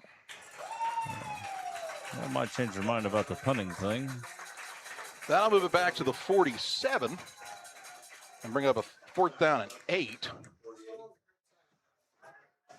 It's like the receiver on this far side is getting an early jump a lot. Yeah, he's done that several times. This whole side, the right side, seems to get a little early go every time. 4th down and 8 yards to go. Hawks will be, and they are in punt formations. Giberson will punt it from his own 43. Sockies do not have anybody back deep. Oh. Now Pittsfield does have somebody kind of trot back, and Wyatt will actually catch this one on the fly. He knew exactly where to go. Says, I got you, coach. Outside he goes to the 30, breaks a tackle, and up to the 35-yard line before he's upended. And that's where Pittsfield will start 1st and 10 from their own 35. 6:49 to play in the opening quarter. And it's at the 35 for Pittsfield. So they do get the defensive stop. I don't know that I've ever seen a guy catch a ball on a punt backpedaling as hard as Wyatt was right there, but it worked. I mean, he literally was right where the ball went. He's like, no, coach, they said they were going to kick it right here. I got it. 1st and 10. Frazier is checked into the game as the H-back. A couple of receivers split left, a single man to the right-hand side. Anderson is in the shotgun. He will hand it off to Harris. Harris looking for running room over the left side. Spins around, taken down up near the 39-yard line. 4-yard pickup on the play. Bring up a 2nd down and 6 yards to go. Justin, I'm not a mathematist, but you do that a couple times. I third feel like time if in a row you do it. Yeah, the third time you get a 1st down. You keep doing that all the way down the field, they'll give you 6. 6:24 and counting in this first half. Pittsfield could really use a score on this drive. Riverton's going to get it to start the half. Now they'll hand it off to Harris, and he'll get upended in the backfield by Giberson. I will say, though, if you go backwards on the next play, it is a little Makes harder it to get that tougher. 1st down. Yeah. Loses a yard on the play, and it'll bring up a 3rd down and 7. So 3rd down and 7 yards to go. Clock rolling here. Ridgeline Sales Group scoreboard, Riverton on top, 22-6. Sockies go trips left, a single receiver to the right-hand side. They'll put Harris in motion out of the backfield. Going to Bubble throw pass. it to him, and it's incomplete. It was short. Incomplete pass will bring up a 4th down, and Pittsfield will have to punt. I'm not sure I would have let that ball lay there like that until I heard the whistle, but Almost a lateral. Yeah, it was pretty close. Need to punt it away here as now we'll stop the clock with the incompletion. 5:31 to play in the half, and who's back there to punt? That's not Anderson. He's the protector. Let's see, 12? No, is it Ryan? Ryan Harris. Yeah. So we'll see Harris punt for the first time. He's a Pretty good right-footed kick. punter. Man will take it on the run at about the 30-yard line. That is the quarterback in Meyer, and he'll get taken down by the Sockies quarterback in Anderson at the 40-yard line. 5:21 to play in the half. Hawks get the defensive stop. They'll take over 1st and 10 at their own 40. Looking to add on to this lead.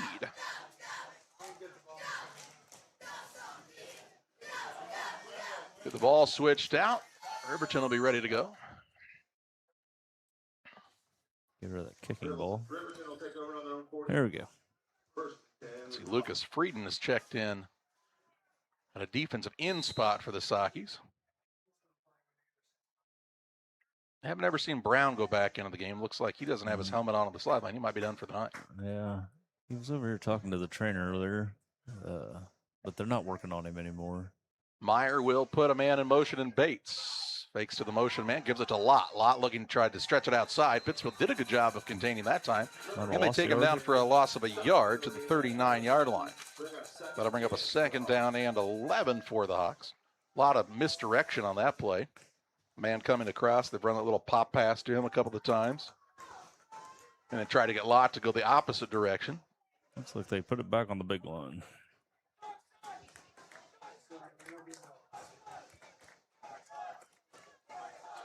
second down here.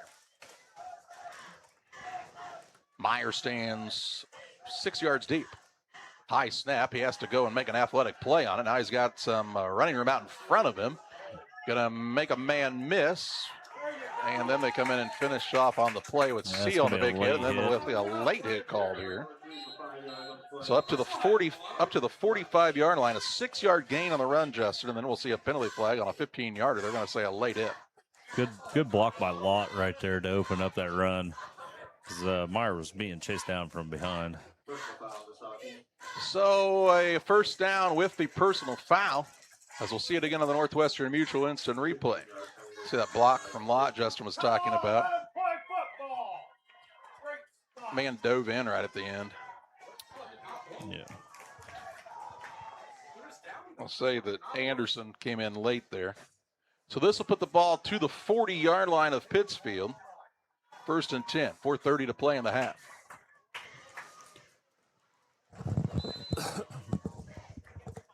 Hawks, a couple of guys split to the right-hand side.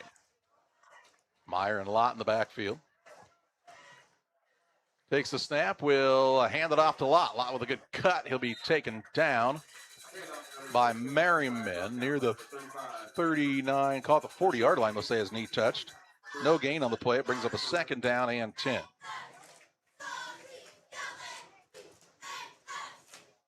Just wasn't a lot there. He did make a cut, tried to make somebody miss, and must have put his knee down in the process. 2nd down, 10 yards to go. Play clock ticking down, 18. Game clock to 4 minutes to play in this first half. Trips right, a single receiver out wide to the left-hand side. Meyer in the shotgun. Got a lot in the backfield.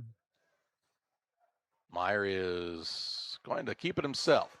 Saki's lost contain. Meyer gets a block in the back there. And Meyer's going to get a long run, but this one's going to come back. That penalty happened at about the 38-yard line, so that'll move it back to the 48 and make it 2nd down and 18. On the illegal block. So a 10-yard penalty negates the big run by Meyer. Still, though, even on the penalty there, which I know he got aided by that block, I'm not sure he needed it, Justin. No, he had a lot of running room. It looked like he had plenty of room to make. He was making people miss. He was able to juke, look like thrown out of his boots in the backfield, and then there was nobody there to help. He picked up 2 on that run, and then 10-yard penalty. Nope, he didn't get any yards. Okay. It's 2nd and 18. Okay. Play never happened. Okay. Fine then. I just won't write anything down.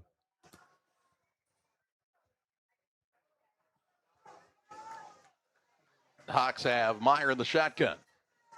So the Sakis can benefit from this break here.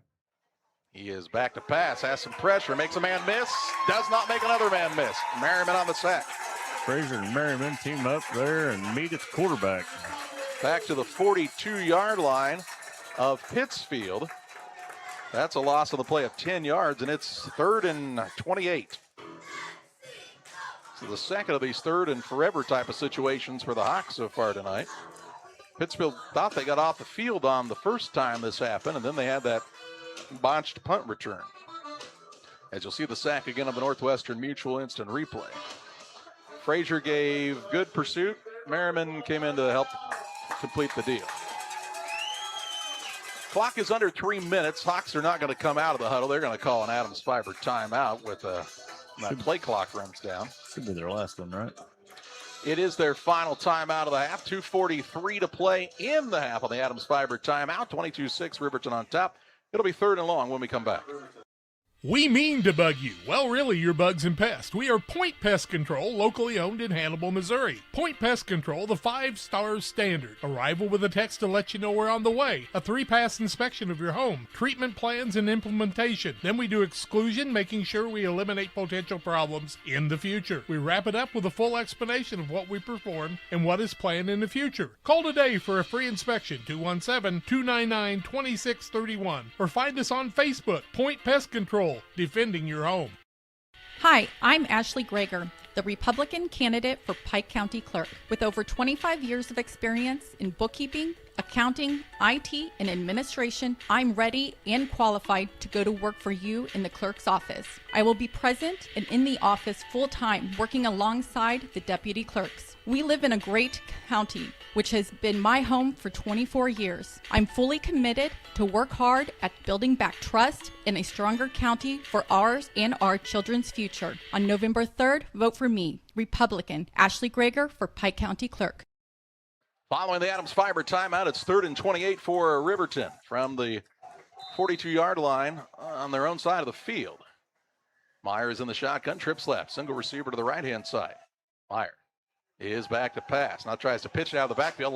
Makes one man miss. He is still on his feet, spins free up near midfield. The ball came out right at the end. Riverton's going to get it because he was already down at the 47-yard line. Went a long way to gain those 5 yards, and it's now 4th down and 23, and the Hawks will punt. I would assume the Sakis would call a timeout here to preserve some clock here, but they aren't yet.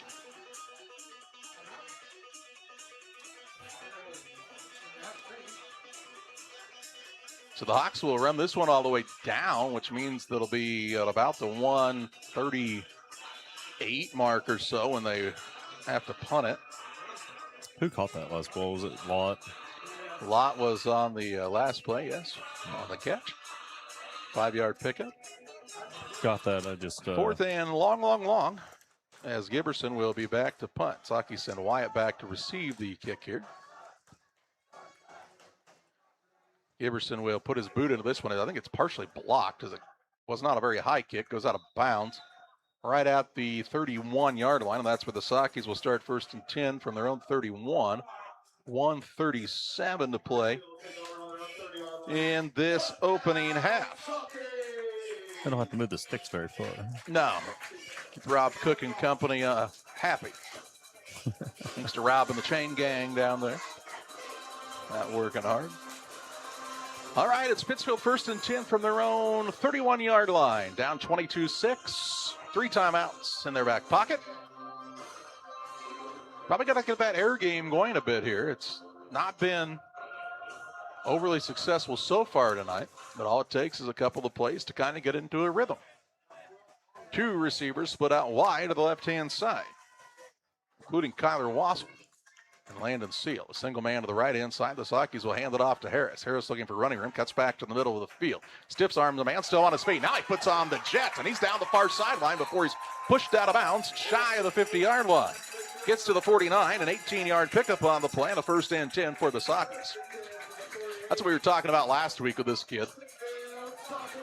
It kind of looks like he's not going very fast at all, and then all of a sudden, boom. Boom, he's gone. And he looked like a guy that was going to maybe take a loss on that play and turned it in to nearly a 20-yard gain. Went out of bounds, but the clock's still running here as Anderson will keep it himself now. He's looking for some running room, doesn't find any. Loses a yard of the play. Pittsfield will have to take a timeout. It'll bring up a 2nd down and 11. Sakis do not take a timeout with 1:11 and counting in the half.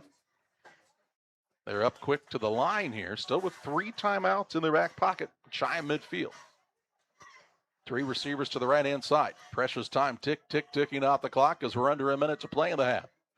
Anderson is back to pass, sets his feet, looking to his right, looking downfield, has it completed. That's to Bernard. Bernard tries to cut and is taken down at the 44-yard line. A timeout now will be taken by the Sakis. That's a pickup of 5 yards on the play. And it'll bring up a 3rd down and 6 yards to go as the Sakis call their first Adams Fiber timeout of the night. This official timeout is brought to you by Adams Fiber. They are the hometown favorite for blazing fast internet. Whether it's game day or every day, Adams Fiber keeps you connected with the speed and reliability you need. Visit www.adams.net or call or text 217-214-3423 to join the winning team. All right, 47 seconds to play in the half. Pittsfield has a 3rd and 6. And what you would consider, I think, even though the ball's at the Riverton 44 4-down territory. Yeah, I would say so. Riverton will get the ball to start the second half. So if you're Pittsfield and you could get a score here, this could really give you some momentum heading into halftime. Right, and make it a much closer game. If you're the Hawks, you're trying to not give them any sort of a sliver of hope. He's right here. Hey. Right there. All right, trips left. Anderson in the gun. He's back to pass. Has some time. Heaves it downfield looking for Wyatt. He can't get it. Incomplete pass, and it'll bring up a 4th down. It was a pretty nice job by Wyatt trying to come back to the ball, and it's 4th down. A little bit of contact there. Wyatt wanted to call. He didn't get it. They're letting them play that defensive backfield so far tonight, though. 41.3 seconds to play in the half. Clock stops with the incompletion. 2 receivers to the right-hand side. That's Harris, one of the men out there. So Merriman's checked into the backfield. Yeah, Harris and Bernard. Anderson's back to pass, throwing a slant across the middle. That looked like he might have gotten there early, and he did. All kinds of laundry out there now. More flags, more fun on this play. So that'll move it from the 44. A 15-yard penalty should be to the 29-yard line. That will result in a 1st down for the Sockies. It's not an automatic 1st down. Well, it is, this time, because it gained the yardage, but there's no such thing as an automatic 1st down in high school football. So that was pass interference called. And with 37.6 seconds to play in the half, Pittsfield will have it 1st and 10, and with the defensive penalty also will stop the clock as well. To the 29-yard line of Riverton. It was almost a spot foul there. It was. 2 receivers to the left-hand side. It's Seal and Wassel. Out to the right-hand side, Harris. And I think that's Bernard is the far man. Anderson is in the shotgun. He's had pretty good time here as of late. Now he gets a little rush. Looks downfield. Wide open. Landon Seal is going to go for 6. Seal sneaks behind the defense. And Anderson finds him on the 29-yard touchdown strike. And a big, big play if you're a Pittsfield Socky fan just before the half. Now they need the 2-point conversion. 32.8 seconds to play in the half, and Seal was wide open spaces there. Chicks. 2-point conversion coming up here for the Sockies. Could make it a 1-score game. As bad as some things have happened for Pittsfield tonight, if you want to halftime in a 1-score game, I think you would take that. Let's see if you see a little run by Anderson here. He's in a naked backfield. Now he's going to line up and go under center. Takes the snap, going to try to go right behind the Hogs here, and he is very close. He's still fighting for it. He twists, and he is what? What are they calling here? No good. No good is the call on the 2-point try. 32.6 seconds to play in the half. 22-12, the lead for the Riverton Hawks on the Ridgeline Sales Group scoreboard. High school football action live on Central Illinois Sports, fueled by Logan Ag.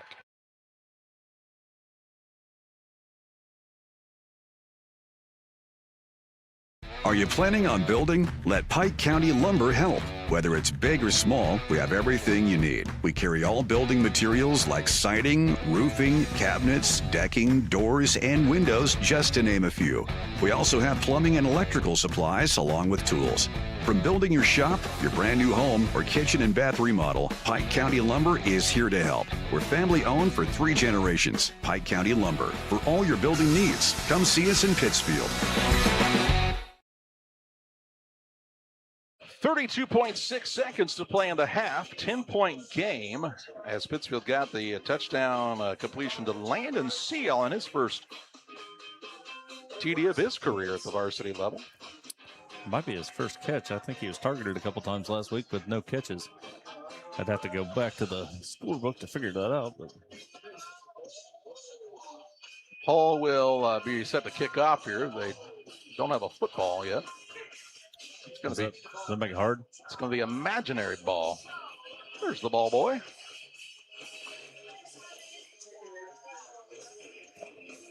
We are 32.6 seconds before the half.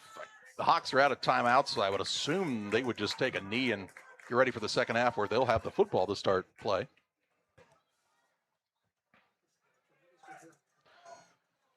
I can't imagine the Sockies are going to give Lott or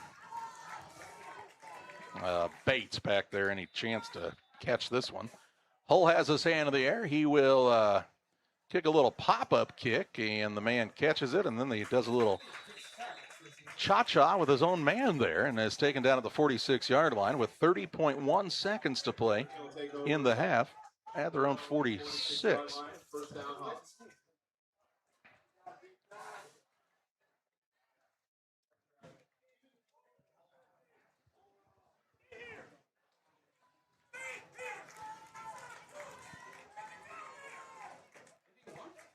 I think the Sakis wanted to kick that one deep, possibly.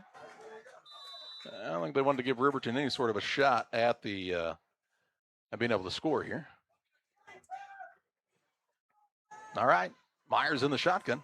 No knee here. He hands it off. That's to Lott. Lott's got a head of steam. He is taken down after a big gain to the Pittsfield 44-yard line like he was shot out of a cannon there. Picks up 10 yards on the play. It brings up another 1st and 10. Now in the Pittsfield territory, though, they got to move the chains. That's why the clock stopped. Box is set. Clock should run. There it goes. Hawks got a chance to get up quick to the ball here, though, and maybe run a couple of plays. 18 seconds to play in the half.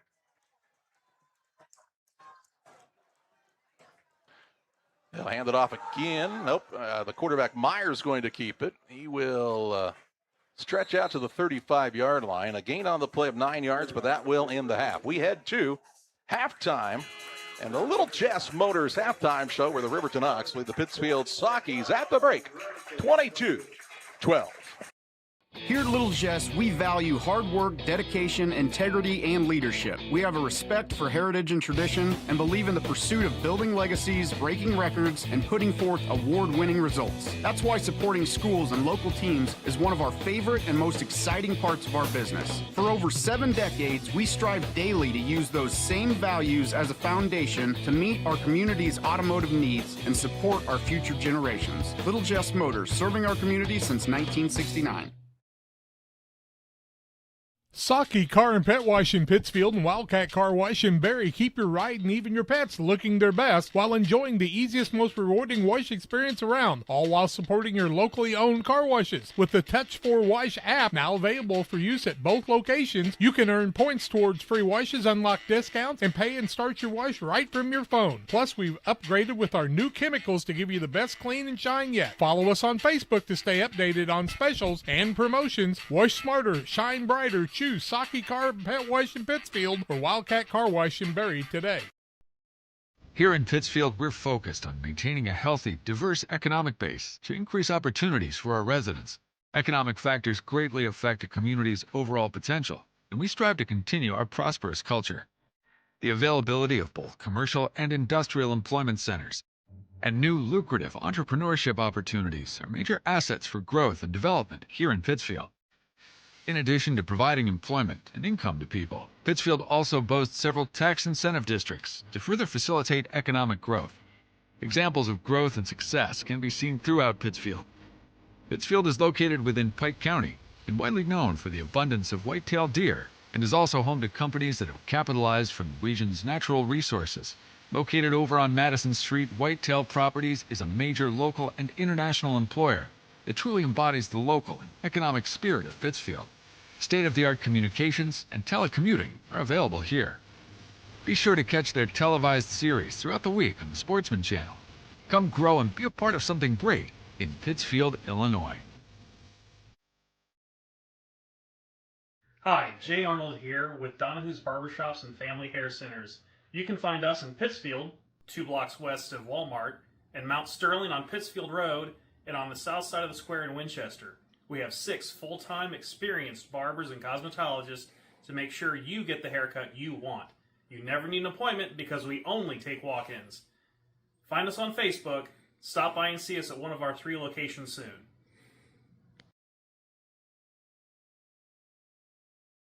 Welcome back to the Little Jess Motors halftime show. A 22-12 lead for the Riverton Hawks on top of the Pittsfield Sakis here at the break. Let's take a look at the first half scoring drives. At the 10:24 mark of the first quarter of play, Riverton got on the board early. A 42-yard pass from Meyer to Lott. 2-point try was no good. It was 6-0 Hawks. They'd score again at the 4:45 mark of the first quarter on a 36-yard pass from Meyer to Giberson. The 2-point try was good this time, and the Hawks led 14-0. The Sakis got on the board at the 2:43 mark of the first quarter. A 6-yard run by Nick Merriman. The kick was blocked. The score was 14-6. Riverton added on at the 11:09 mark of the second quarter. A 6-yard run by Lott. 2-point try was good. Led 22-6. The Sockeye scored at the 32.6 second mark of the second quarter on a 29-yard pass from Anderson to Seal. 2-point try failed, and that's how we arrive at this 22-12 halftime score. It's the Little Jess Motors halftime show, a little bit longer halftime with homecoming here tonight at Pittsfield. Justin will have a look at your halftime stats after this timeout. Stay with us on Central Illinois Sports. Are you short on time or budget, but your family is hungry? It's time for the Maya Authentic Mexican Restaurant in Pittsfield. Try the Maya Special, a crowd favorite. Delicious grilled fajitas, steaks, nachos mexicano, salads in a tortilla bowl, the tastiest salsa and cheese sauce around, and the fastest service anywhere. You can afford it. It's the Maya Mexican Restaurant on Washington Street. Call ahead with your order and you can pick it up in the drive-thru, 217-285-4526. The Maya Restaurant in Pittsfield. Every day, banks touch every corner of our lives. They support us when we turn life's goals into accomplishments. Goals like opening a small business, buying a home, planting a crop, having a baby. From your first car to life after retirement, Central State Bank is there for all of your life's milestones. CSB is central to your banking needs. Visit us in Clayton, Kinderhook, Pittsfield, Pleasant Hill, and Quincy, or at csb123.com. Central State Bank wishes all of the teams well on the hardwood this week. When you're ready to restock your pantry, go to Kay's Family Food in Camp Point, Illinois. Open 7 days a week, 7 a.m. through 8 p.m. Be proud, Camp Point area. Kay's Family Food is the only locally owned grocery store in Adams County outside Quincy. Delicious donuts daily, great lunch specials, fresh cut meats, fresh produce. Kay's Family Food are committed to the area and the school. When you support your local store, they can support you and your school and community. When you need to restock, think of Kay's Family Food, 593-6814. Exmark mowers are at B&D Livestock Supply and Trailers. American-made precision and power. Backed by B&B's unmatched service. B&B Livestock Supply and Trailers in Camp Point, Illinois. Call, click, or stop by. There's good, better, and best. I'm Casey French, and I don't mean to brag, but Cascom wins the Triple Crown. Seriously, your internet is your lifeline. We understand the importance of good, reliable service. We offer speeds up to 2 gig with great prices as low as $49.95. We are reliable, no contracts, no hidden fees. We have award-winning customer service with technicians in your area right now. That makes Cascom the best local internet choice. Make the best choice. Call Cascom today. 800-252-1799. 800-252-1799. At Farmers State Bank at Camp Point, we're proud to have been a part of our community for over a century, supporting families, athletes, and fans every step of the way. Just like your favorite Panthers team, we're dedicated to giving our best. With over 100 banks and ATMs throughout the area, we're here to help you on and off the field, no matter where the game takes you. So whether you're cheering in the stands, traveling to the next big game, or just supporting your community, trust Farmers State Bank of Camp Point to be with you all the way. Farmers State Bank of Camp Point, where tradition meets hometown pride. For nearly 40 years, the Niebuhr Funeral Home has been serving our area with professionalism and compassion. This is our business, our hometown. You can be assured we take great personal pride in serving your family in your time of loss. We're locally owned. We're your friends and neighbors. We care about you and your family. Niebuhr Funeral Home, with locations in Pittsfield and Barry, serving our community with compassion and respect. At Benson Financial Group, our first investment is you. Where are you today and where do you want to go? From spending time with your family, serving your community, or traveling to the places on your bucket list, your retirement plan should reflect what matters to you. Let's talk about how to get you there. Together, our team of advisors map your route and walk beside you through life's transitions, the good ones and the hard ones too. No matter where you are today, we will help you find the right path and stay there. At Benson Financial Group, we help you retire with purpose.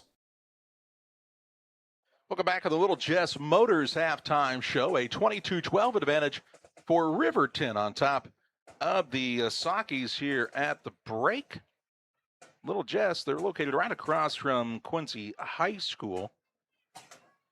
They are family-owned and operated. Their staff will make the car buying process simple, ensuring each customer's needs are satisfied. Learn more at littlejessmotor.com or stop by and see them 3431 Main Street in Quincy as Justin Poor has a look at your halftime stats. Start with the Riverton Hawks. They have 9 first downs in the first half.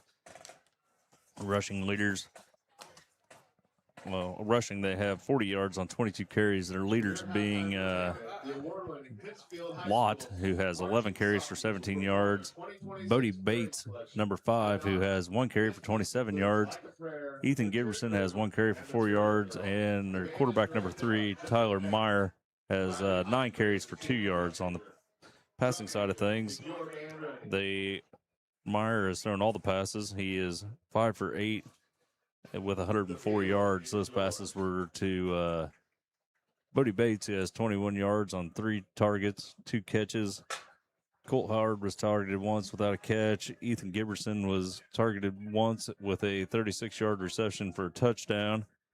And Harrison Lott has been targeted 3 times with 2 catches for 47 yards. Riverton Hawks have been penalized 7 times for 60 yards and have no turnovers. Pittsfield Sockies have 7 first downs in the first half tonight. On the ground, they have 75 yards on 15 carries.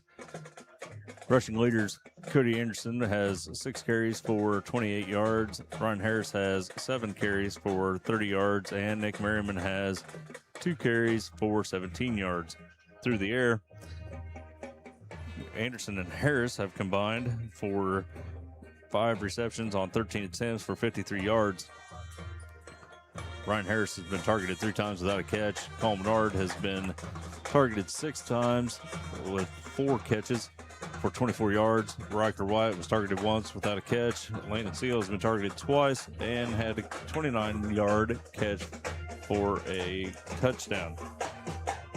Penalty yards.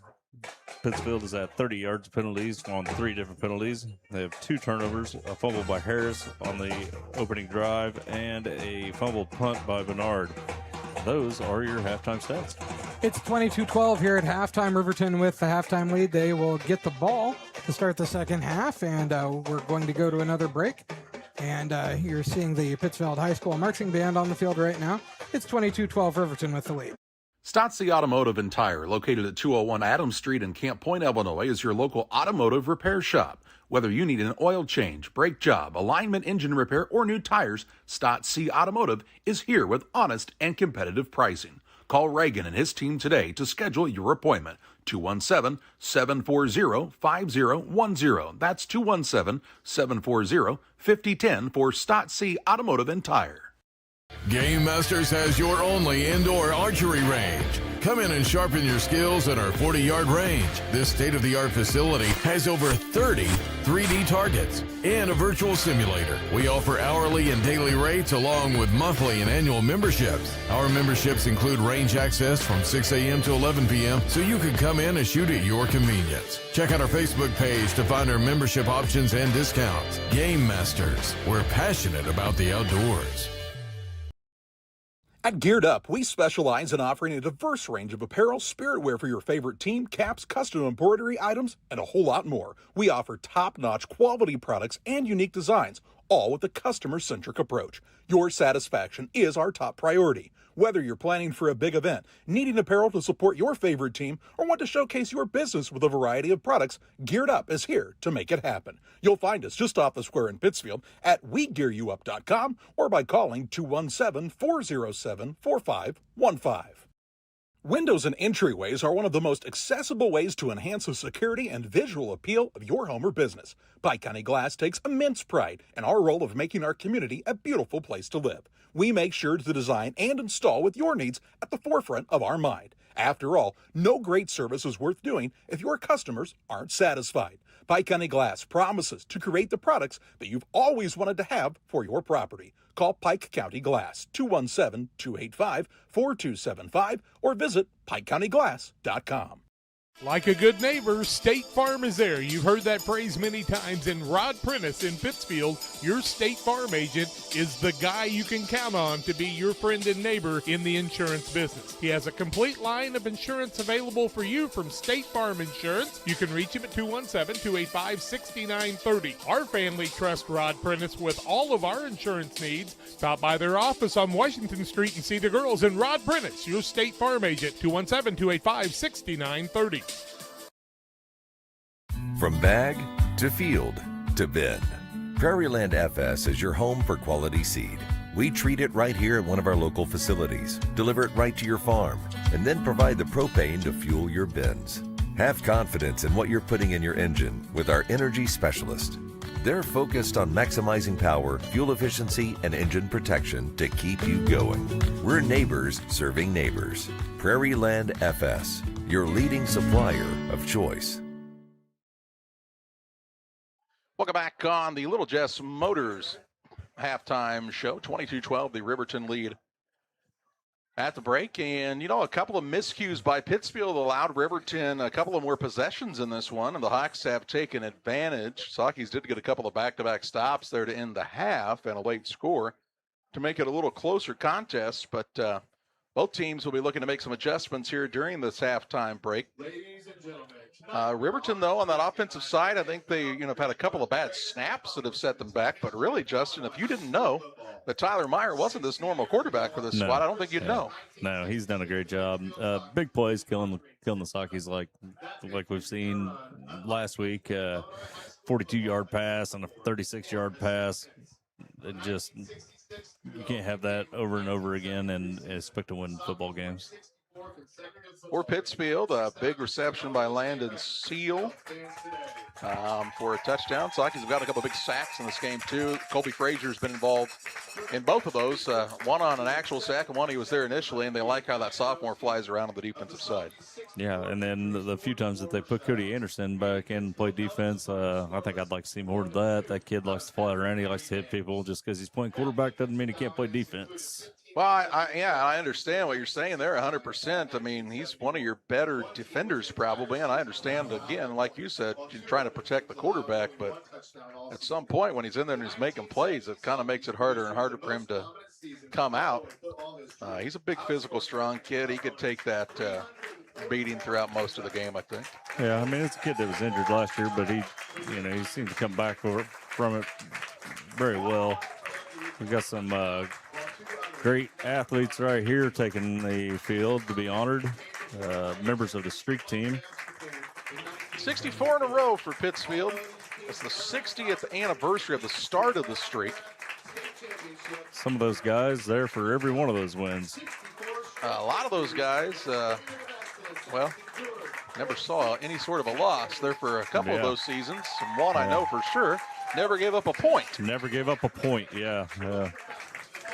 And you could say to yourself, well, what's changed? What's changed from the teams of the streak to the Pittsfield of today? Well, one, you're playing some different schools, not to take away from any of the competition, because there was some tough competition back in the 60s and 70s as well. But I want you to take a look at some of these gentlemen out there right now who are a little older at this point in time, but there's some pretty good-sized lads out there still. Pretty good size, yeah. Those guys, and they took it serious too. Those are guys that bought into the program, and I feel like I'm hoping that we got kids buying in now. But these guys were out there in the summer and hitting the weight room, and they didn't stop when the season stopped. Bucking bales and absolutely coming to work every day. Of course, legendary coach Deke Pollard was the head coach for the majority of the streak. And he went on, and Coach Pollard actually made it all the way to the professional level as a position coach for several organizations. He's still living out in Arizona, I'm told, and hopefully he gets to watch the Saukeys from time to time. It's funny, you hear people every once in a while talk about, well, why do you talk so much about this? And, I understand of living in the moment. This is pretty important, and it's important for kids of today to understand that there is a strong tradition here in football at Pittsfield, and a lot of these guys would, if they could, they'd probably still try to pad up. No, absolutely, yeah. Fred Ruzich, for sure. I saw it happen when he was the line coach back in the early to mid-2000s, and he's a guy you didn't want to tango with. I don't think I'd want to arm wrestle him right now, but glad to see these gentlemen back and being recognized here in front of a big crowd here on homecoming for the Pittsfield Saukeys. On the scoreboard right now, it's a 22-12 lead for the Riverton Hawks on top of Pittsfield. We'll step aside on the Little Jess Motors halftime show. We're back with more on Central Illinois Sports, fueled by Logan Ag. after this. Hi, I'm Nikki Nichols with Ridgeline Sales Group. My late husband, Chris, built Ridgeline with community and service at its core. We pair local knowledge and personal service with exceptional marketing to sell homes, commercial property, and land. We are here to serve our neighbors, support local organizations, and help communities in West Central Illinois thrive. Ridgeline Sales Group, rooted in community, marketing with excellence. Brenda Despain is asking for your vote on November the 3rd for Pike County Clerk. The clerk's office is the hub of our county, and it plays an important role in keeping organization and accessibility. Brenda is ready to bring dedication, experience, and commitment to the citizens of Pike County. Brenda would be honored to have your support. People first, integrity always, service every day. Every vote counts. Please vote for Brenda Despain for Pike County Clerk on November 3rd. This ad paid for by Friends to elect Brenda Despain. As a new hunting season begins, we observe a species most rare, the hunter incompetus. The hunting ritual begins. Already he stakes his claim by bringing a duck call to a deer hunt. Disaster strikes. A devastating blow to a long-suffering species. There may be no helping the hunter incompetus, but for everyone else, no other place has it all like Farm and Home Supply. Tell my mom to pick me up soon. More than a century ago, a promise was made. A promise to serve neighbors, families, and the communities we call home. From helping local farms grow to financing first homes, supporting small businesses, and embracing today's mobile banking, we've grown alongside the people we proudly serve. Today, we're combining trusted hometown service with the convenience of modern banking. Peakfish, Skiles, and Company Bank, proudly serving generations of Illinois families. Yesterday, today, and tomorrow. Press Yours on You in Camp Point is the place to go for custom screen printing, embroidery, laser engraving, and banners. We can help your business and organization or team stand out. School spirit? We've got it. Stop in and shop our 1,400 square foot retail store, stocked with ready-to-wear spirit wear, and don't forget to check out our refreshed kids section. Thank you for supporting local. Press Yours on You, Highway 24 in Camp Point. Welcome to Douglas Automotive and Tire, your expert truck and car repair center in Pittsfield, Illinois. We provide full service from oil changes to new tires and everything in between. Contact us today to schedule service. We're located at 303 West Jefferson Street in Pittsfield, Illinois. Call 217-922-0064. That's 217-922-0064. Britton and the gang know cars, and if you need repairs, call Douglas Automotive today for all your repairs. Bostard Farm Equipment is Western Illinois' resource for equipment, service, and parts.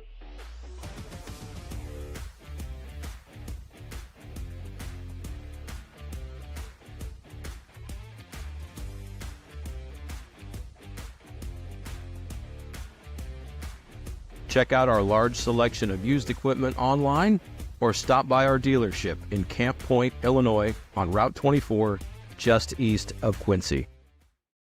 United Community Bank has been serving our community in banking since 1973 and is a proud member of the Pittsfield Strong United community. UCB brings you the latest banking technology, security, and convenience you expect, delivered with friendly local service you deserve from your community bank. UCB invites you to stop in for a visit at No. 1 Professional Plaza in Pittsfield, or you can find them online at ucbbank.com. United Community Bank, the leader of community banking, member FDIC, equal housing lender. Sign up for a Saki Rewards debit card.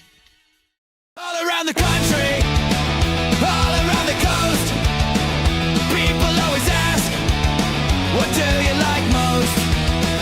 I don't want to brag, I don't want to boast, I just tell them we love beer. 22-12, the lead for the Riverton Hawks on top of the Pittsfield Sockies here at the halftime break. We can tell you that Camp Point and Greenfield Northwestern are in a tight contest. 12-7 the score in that ball game. And the Camp Point Central Panthers and the Greenfield Northwestern Tigers in the good old battle there. Kind of a interesting one here. Lena Winslow, who lost to 7A Bennett Academy last week in a pretty good contest. They were down 28-0 at halftime in their game against Darlington out of Iowa tonight. So the Rain State 1A champs could be 0-2 by the time things end up tonight, and still probably be one of the best teams. End of the third quarter, Porta on top of Olympia 12-8 in a low-scoring contest there.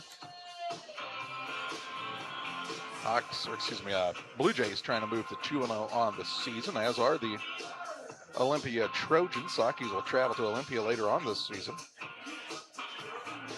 Now let's see what other scores we can find for you here. Stockton, one of the best teams in 1A, is on top in their contest after 3, 20-8 the lead there.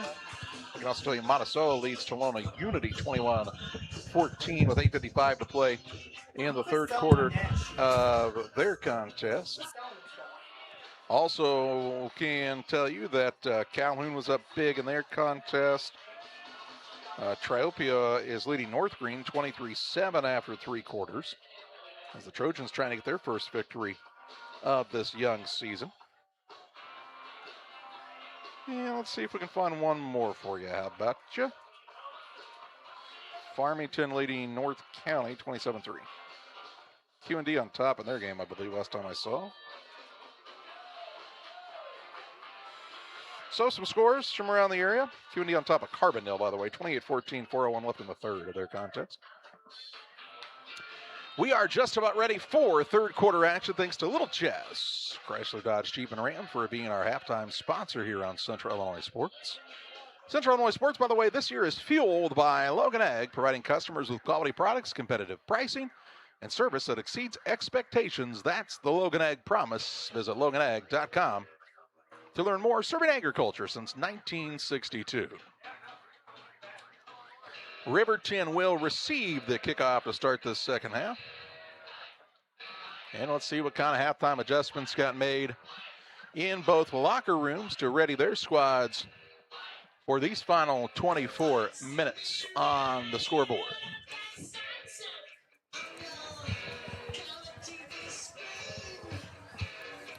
Found out that Hartlub suffered a shoulder injury, I believe, during practice. Ooh, you never like to see the quarterback get hit in practice. Of course, he plays defense, and he's an aggressive kid.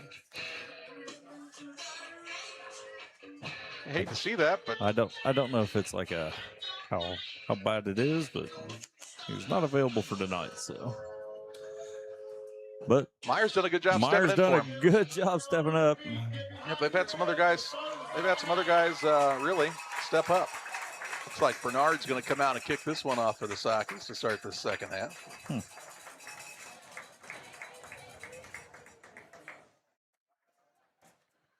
Bernard, the junior, kicks the extra points as well. He only had one chance at that tonight, though. It got blocked. Number 5, return for Riverton. Looks like we see Bates and Lott back deep. Up on that second line, you see Wyatt Betts Number 1 for Pittsfield out there. Bernard sets kickoff. Bernard's ready to boot this one. But the ball fell off the tee. He said, excuse me. Don't mind me. Let me get this adjusted. Now he's ready to roll. It's kind of strange. There is absolutely no wind whatsoever. So strange that the ball came off the tee like that.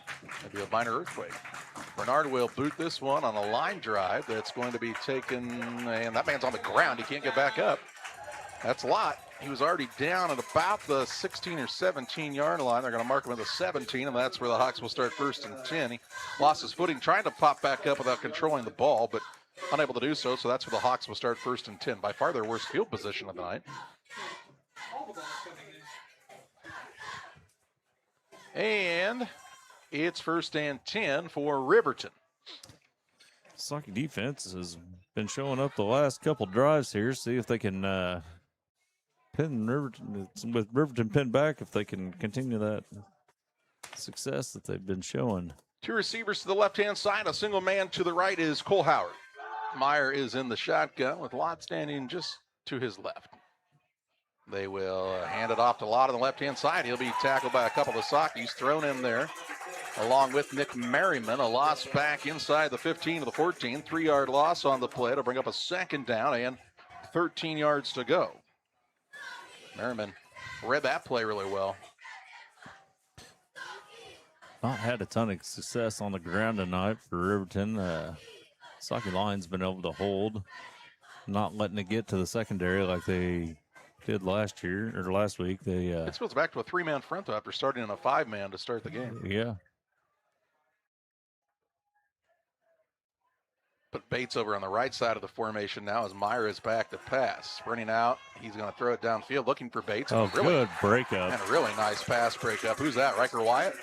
That's Riker Wyatt on the breakup. And this will bring up a 3rd and 13. Who was intended there, Bates? It looked like it was 5, Brody Bates. Brody Bates. And I thought he had it. But Wyatt came in and at the last second really got a good strong hand on it to knock it away. It is 3rd down and 13. Call it almost 14.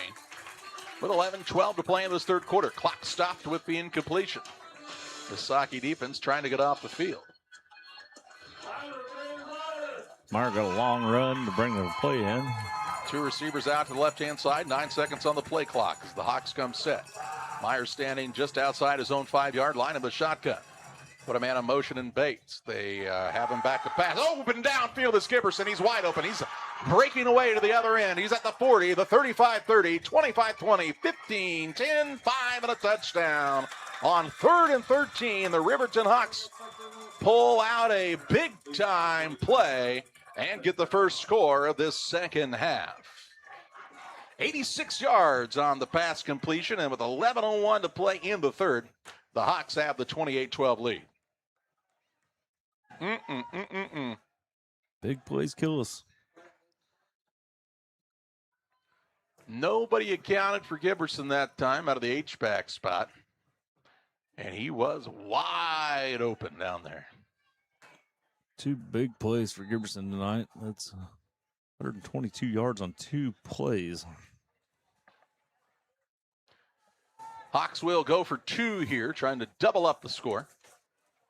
Put Bates in motion. They will run the option to Bates. Bates is going to try to cut back, made one man miss. He's still trying to fight for it, but he has stopped.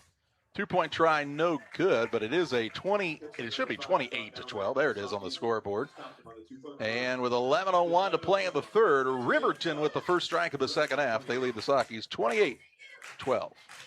Brenda Despain is asking for your vote on November the 3rd for Pike County Clerk. The clerk's office is the hub of our county, and it plays an important role in keeping organization and accessibility. Brenda is ready to bring dedication, experience, and commitment to the citizens of Pike County. Brenda would be honored to have your support. People first, integrity always, service every day. Every vote counts. Please vote for Brenda Despain for Pike County Clerk on November 3rd. This ad paid for by Friends to elect Brenda Despain. As a new hunting season begins, we observe a species most rare, the hunter incompetus. The hunting ritual begins. Already he stakes his claim by bringing a duck call to a deer hunt. Disaster strikes. A devastating blow to a long-suffering species. There may be no helping the hunter incompetus, but for everyone else, no other place has it all like Farm and Home Supply. Tell my mom to pick me up soon. 11:01 to play in the 3rd. Hawks with a 28-12 lead on the Ridgeline Sales Group scoreboard. 86-yard pass, and it was 3rd down and 13. Giberson will catch his wind a bit. Now he'll be out there to kick it off.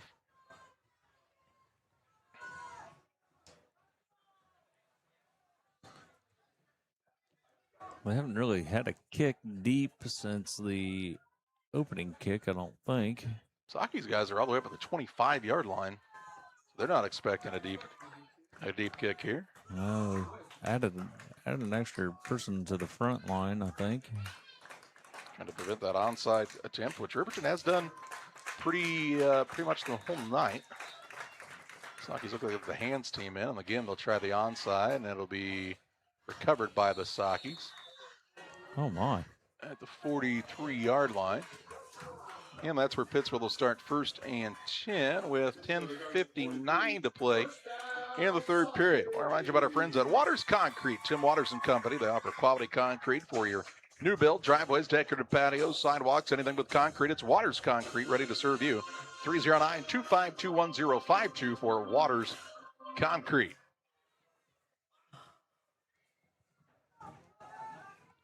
Pittsfield with their first offensive series of the second half of play.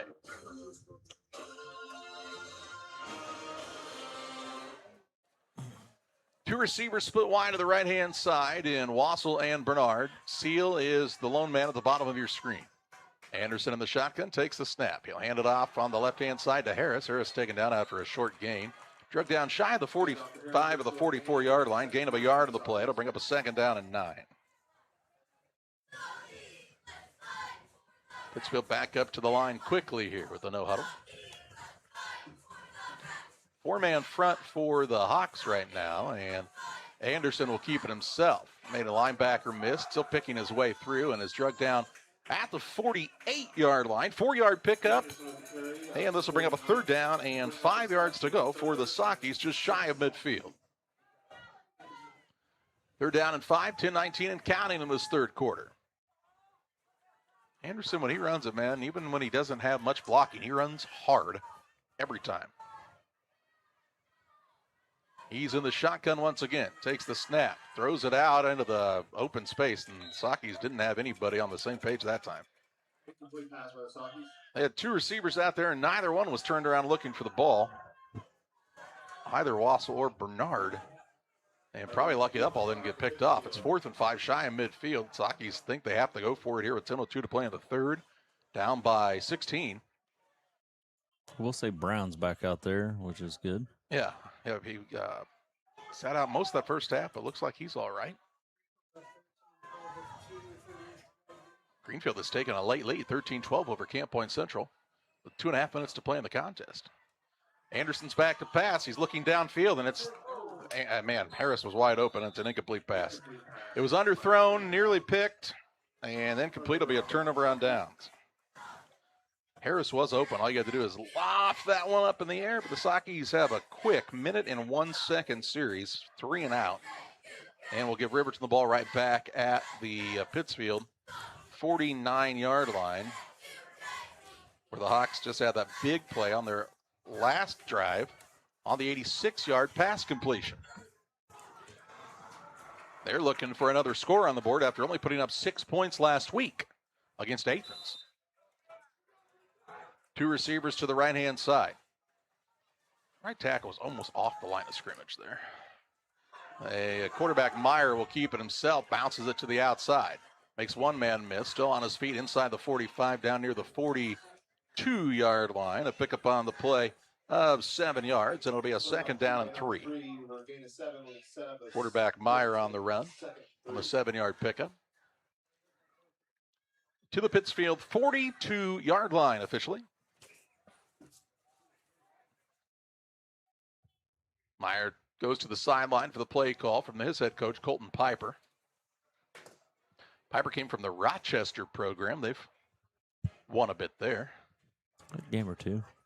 They did lose in that state championship game last year. First time they've ever lost that game. And don't think there probably weren't people who were really surprised by that. Meyer takes the snap. He'll hand it off to Lott. Right up the gut. Keeps his legs moving. Running backwards. Dragging the pile out the first down. As he takes it inside the 39 to the 38-yard line. A 4-yard pickup on the play and a 1st and 10 for the Hawks. Pressure in the backfield again that time. Got to the quarterback, but the quarterback already gave the ball to Lott.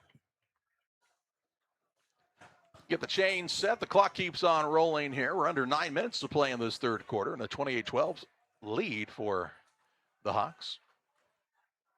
With a fresh set of downs, looking for another score to get on the board. Meyer with two receivers to his left. Scans the defense.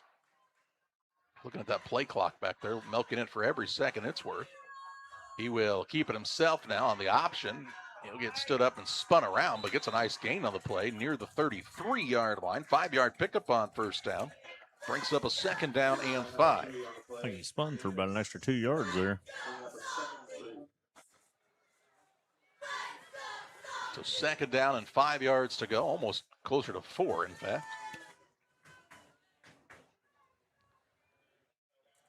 As they place that ball near the 32-yard line.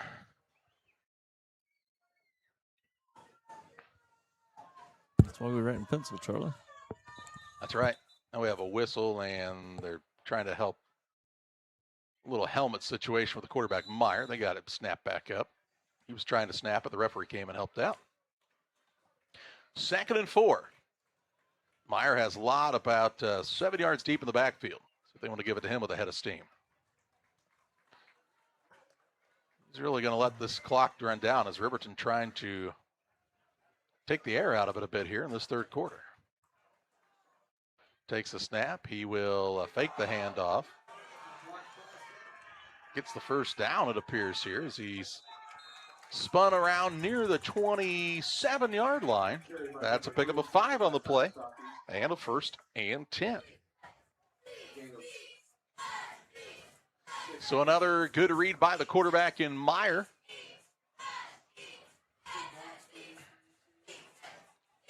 Pittsfield's going to run a different defensive man onto the field. That's Dylan Leonard coming into play. Sam Anderson heads to the sideline. A little limp. Leonard plays center on offense. 7-11 counting in this 3rd quarter. Hawks really break the huddle late. Only 3 seconds on the play clock. Might have to burn a timeout here. No, they will get it off. They keep it with the quarterback, Meyer. He tried to slip through the grasp of Leonard. Couldn't do so. He gets the quarterback sack. A loss of a yard on the play. Back to the 28-yard line, and it's a 2nd down and 11. Fooled me that time. I was watching a lot right up the middle. There's a lot of movement on that play, for sure. Yeah. Trying to be a little deceptive is this Hawks offense. 2nd and 11. You know, they've done a pretty good job of taking care of the football tonight, too. Yeah, no turnovers on the night for Riverton. 2 receivers and a tight bunch to the right side of the formation. 1 on the left-hand side as well. Meyer in the gun. 7 seconds on the play clock. He's calm, cool, and collected, waiting to take the snap.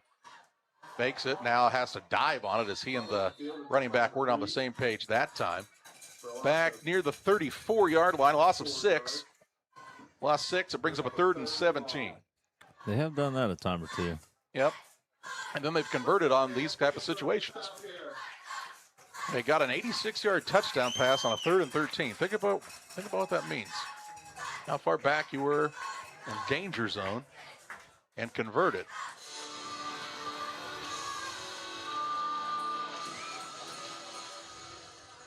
Two receivers to the left-hand side. Meyer in the gun. Puts a man in motion. Gets to the motion man and Bates. Bates looking for some running room on the outside. Gets turned back in, down to the 25-yard line. That's going to make it about a 4th down and 9 as he picks up 9 on the play. Bates on a little catch, a little pop pass, and it's 4th and 9 from the 25-yard line. So a big play here in this contest. 5:05 and counting in the 3rd. 28-12, Riverton has the lead. Trying to convert on a 4th and 9 yards to go from the Saki 25-yard line.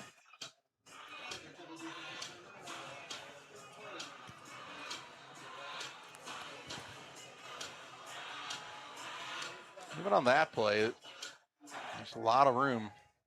You make one more man miss, and he might have had enough for the 1st down. Here's a false start or a timeout. Timeout first. Taken by Coach Piper and company. Adams Fiber, the hometown favorite for blazing fast internet. They can keep you connected with the speed and reliability you need. Adams.net or call or text 217-214-3423 to join the winning team at Adams Fiber. Best Systems Auto Sales, located at 802 West Washington Street in Pittsfield, between Best Systems Car Wash and O'Reilly Auto Parts, is the place to go for your next pre-owned vehicle purchase. Check out our current offerings on our lot or on Facebook. Are you looking for something we don't have? Let us know and we'll find it for you. Purchase a vehicle from Best Systems by the end of September and get a free ticket to Saukee Nation Night. Best Systems Auto Sales. Call 217-939-7664. Whether you're shopping for a new vehicle or great service, come on into Westtown Ford. See us for genuine Ford and Lincoln parts. We do routine maintenance, software updates, oil changes, and tires. We're your full-service dealer at Westtown Ford in Jacksonville. 4:40 to play in the third. Riverton took the timeout of the Adams Fiber timeout as the play clock was ticking down. 4th and 9 from the Saki 25-yard line.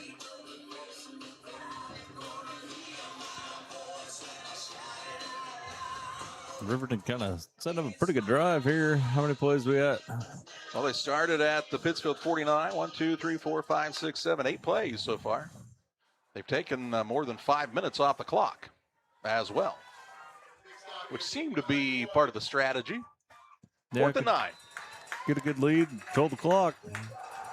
Myers in the shotgun. Puts a man in motion. Gives it to the motion man. Got a double reverse here. Saki's missed the man in the backfield. This is Bates. Bates has the corner. There's a flag down. Bates is going to go for a score, but this one's coming back. Holding going to be back here at the 30-yard line. Oh, illegal shift, excuse me.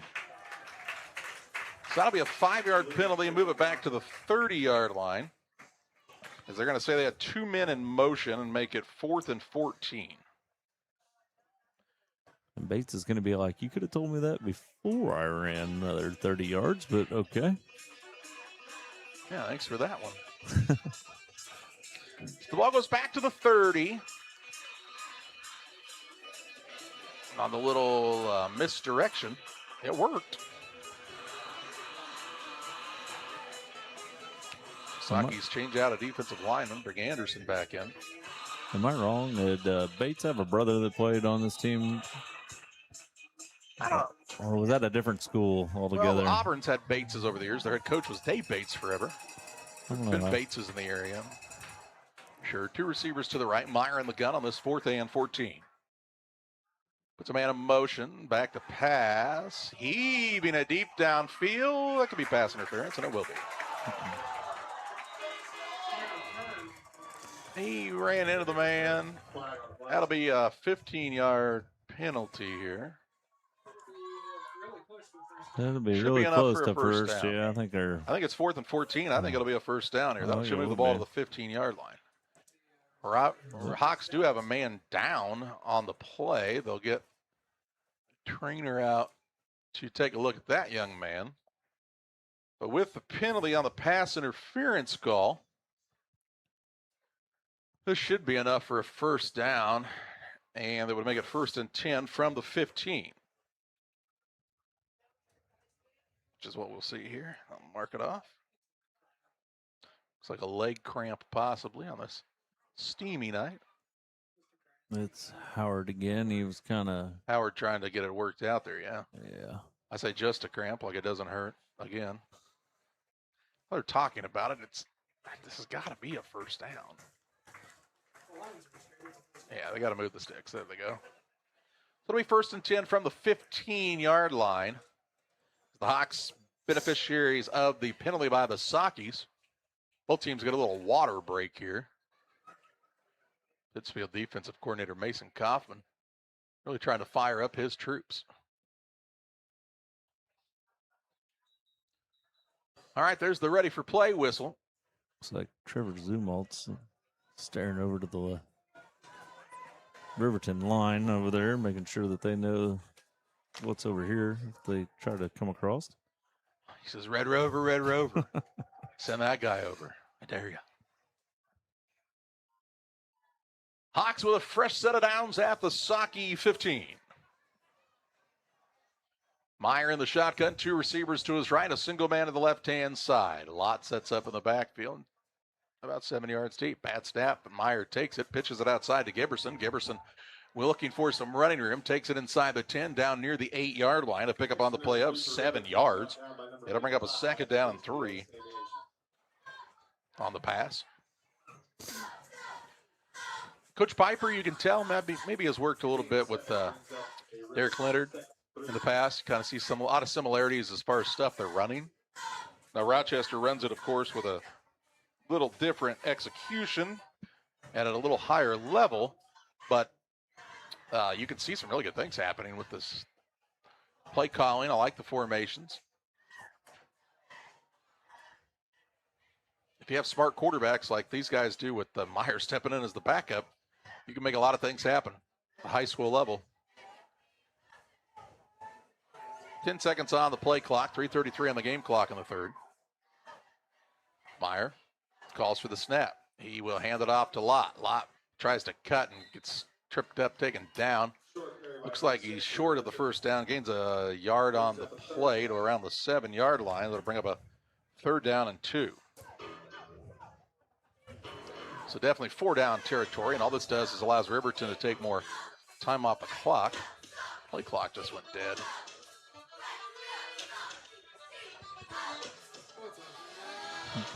Turn it off so they don't have the benefit of knowing how much time they have. So we'll keep it on the field now.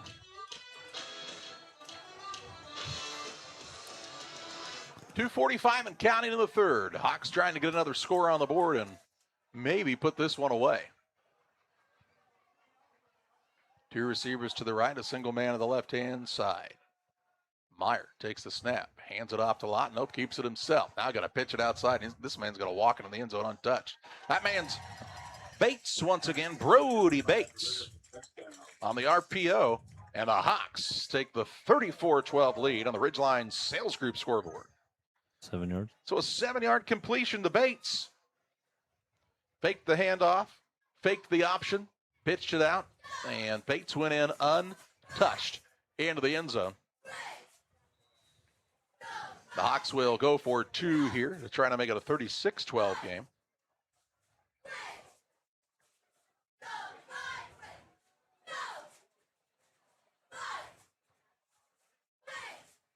.224 to play in the third.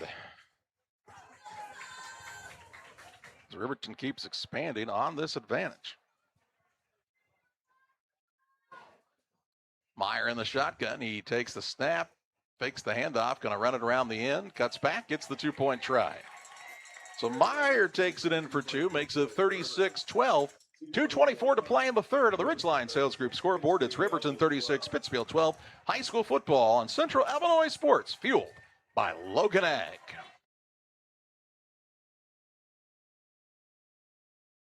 More than a century ago, a promise was made. A promise to serve neighbors, families, and the communities we call home. From helping local farms grow to financing first homes, supporting small businesses, and embracing today's mobile banking, we've grown alongside the people we proudly serve. Today, we're combining trusted hometown service with the convenience of modern banking. Peakfish, Skiles, and Company Bank, proudly serving generations of Illinois families. Yesterday, today, and tomorrow.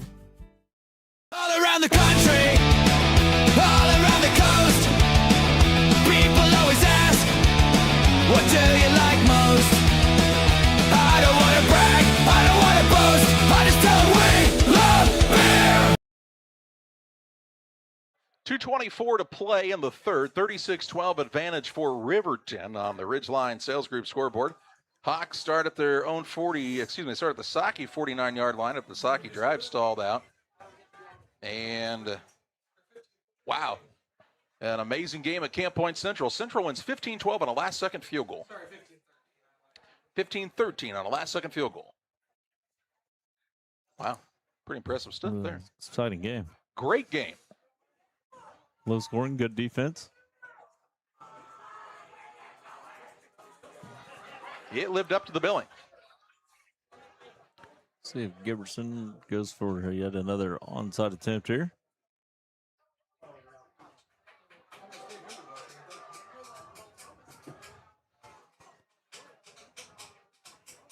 Giberson has his hand in the air, ready to party.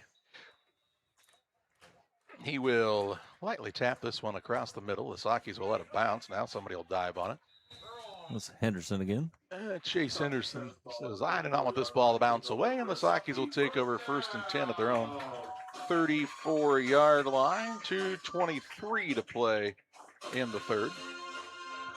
Still quite a bit of time left in this game, but Pittsfield has not been able to do much consistently on either side of the ball tonight.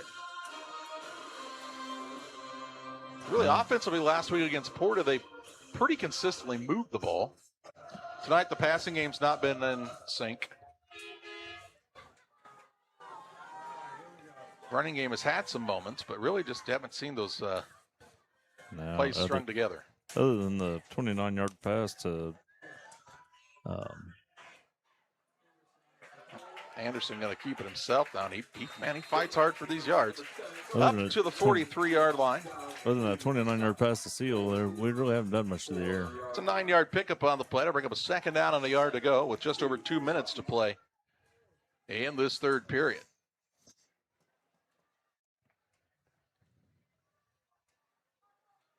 Every other completed pass has been to Bernard. Anderson's back to pass. He's looking downfield, has a man open. It is incomplete. Had Wassel wide open. It hit him in the hands and fell to the dirt. 3rd and 1. Actually, Wassel was open, as was Wyatt that time. Pretty similar location, too. Yeah, pretty good pass there.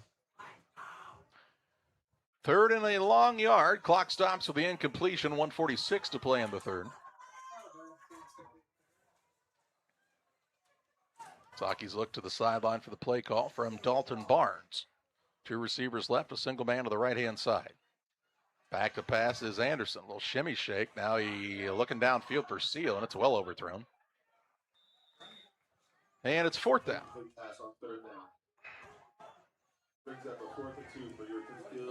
So 4th and a yard and a half from your own 43. You're down 36-12, 1:39 to play in the third. You would assume Pittsfield goes for it here. I would think.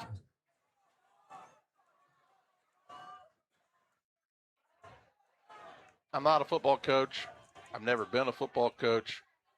It's 4th and a yard. That one shot, fine. Maybe then try to run it like they're going to do with Harris here, and he'll get the first down. Gets the first down to the 46-yard line. That'll be a 3-yard pickup on a 1st and 10. First down for the Sockies in the second half. It has been a bit of a struggle.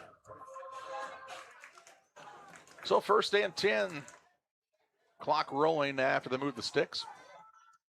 Anderson in the shotgun. 2 receivers to the left.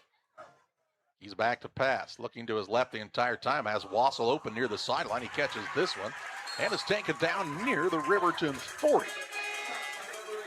So that'll be a pickup of 14 yards on the play. That's a Pittsfield first down. So back-to-back first down plays. And does Pittsfield have a little something cooking here? Also, watch that ball all the way into his hands. He's like, oh, I'm not going to let this one go. Anderson in the shotgun, 107 and counting in the third. Takes the snap. Hands it off to Riker Wyatt. Wyatt with some running room along the right-hand side, inside the 35 to the 34-yard line before he's taken down. 6-yard pickup on the play. It'll bring up a second down and 4. Riverton's got Howard. He's really trying to still work one of those cramps out of his leg. He's kind of slow up on his feet again. Sakis are quick to the line. 40 seconds left in the period. Anderson relays the play call from the sideline. Takes the snap, goes back to pass. Looking deep downfield, looking for Seal. A jump ball, he caught it. He's going to have another touchdown. That time, Meyer went for the pick. It was just over his outstretched hands, and it's a 34-yard touchdown completion to Landon Seal from Cody Anderson. An important 2-point try coming up here. Could make it a 2-score game. You need the 2-point conversions both times, but with 18.5 seconds to play in the third, there is still some time left in this game.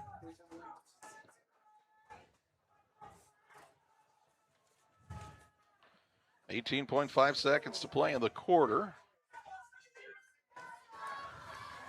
The lineup with Harris in the backfield. He stands just behind the quarterback, Cody Anderson.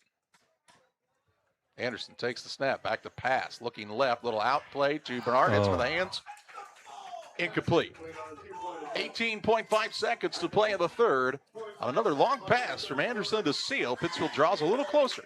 It's Riverton 36, Pittsfield 18. High school football action on Central Illinois Sports, fueled by Logan Ag.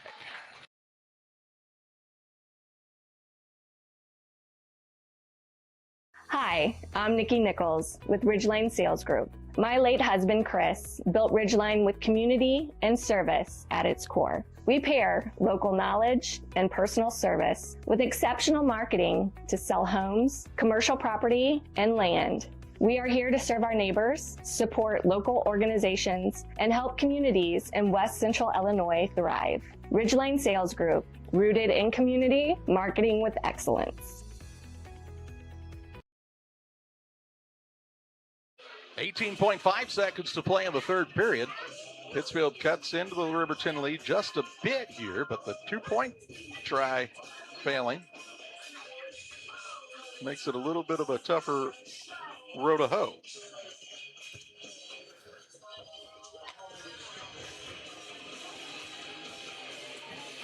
Saki will have the kicking team. 18.5 seconds to play in the third. Do you risk giving Riverton good field position with an onside kick attempt? I think I kick it deep and hope for the best. We've been playing pretty good defense, except for, those big plays. Big play or, tough pass interference call on it was definitely pass interference, but it was just a tough time for it to come. Give them first down when we had to stop. Defense has done a good job holding them. It just can't seem to complete the deal sometimes. Set the kick for Pittsfield. Number 16, Jacob Paul. Back team to receive. Jacob Paul kicking.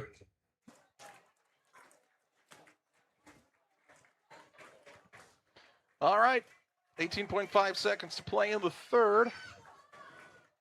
Waiting for the whistle from the official. There it is.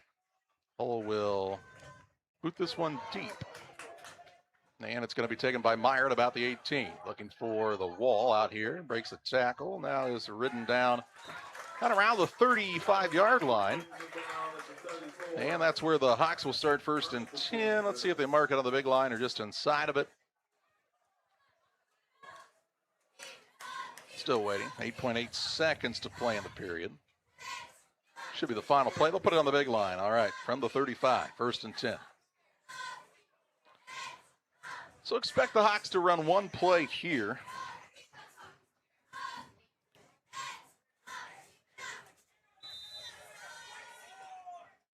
And what a finish on that Camp Point Central Greenfield Northwestern game. A last-second field goal. How far was that field goal, John? Not very. That's very precise. I believe that's metric. Anything but metric. They don't call him the best color commentator in the business for anything. How was the kick? Good. Who kicked it? The kicker. Meyer turns and hands it off to Lott. Lott will get tripped up at the line of scrimmage, falls forward for a 2-yard gain to the 37, and that'll be the end of the third quarter. We head to quarter number 4.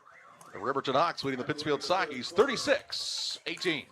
United Community Bank has been serving our community in banking since 1973 and is a proud member of the Pittsfield Strong United community. UCB brings you the latest banking technology, security, and convenience you expect, delivered with friendly local service you deserve from your community bank. UCB invites you to stop in for a visit at number 1 Professional Plaza in Pittsfield, or you can find them online at ucbbank.com. United Community Bank, the leader of community banking, member FDIC, equal housing lender. Sign up for a Saki Rewards debit card. All around the country, all around the coast, people always ask, what do you like most? I don't want to brag, I don't want to boast, I just tell them we love beer. Ready to start quarter number 4, 36-18. The Riverton lead over the Pittsfield Sockies. Ridgeline Sales Group, our scoreboard sponsor. Ridgeline Sales Group.com or 217-285-5800 to talk to them about listing or buying a property. Also want to remind you about the Pike County Express. They are your local family-owned newspaper. They've been serving Pike County since 1991. Check them out each Wednesday on a newsstand near you to read about all the good news and information you need from the Pike County Express. Hawks have a second down and 8 from their own 37-yard line. 2 receivers, check that, trips to the right-hand side. A single man to the left is Sapp. Meyer in the shotgun. He has to fall on the snap here. Number 3 recovers the ball. And he's going to take a loss back to the 32-yard line, a loss of 5 on the play. And that'll bring up a 3rd down and 13. They have not had any turnovers tonight, but they've had several bobbled snaps or snaps that were off. Yeah, the snaps seem to be just a little bit off every once in a while, and Meyer has done a pretty good job of corralling quite a few of them. Yes, absolutely. So he's made some athletic plays to keep things alive as he'll bring the play in from the sideline, 11:20 and counting on the contest on a 3rd and long. Again, this has kind of been a specialty for Riverton tonight. He's explaining the play call now to Cole Howard. Probably want to keep a special eye on him out there. Back judges counting, and that's delay a game. So that'll move it back to the 27-yard line, add 5 yards to it, make it 3rd and 18. Took a while to relay the play in, and then Meyer had to explain it again to a couple of guys about what he wanted them to do. So the 5-yard penalty backs him up a bit more on this 3rd and long.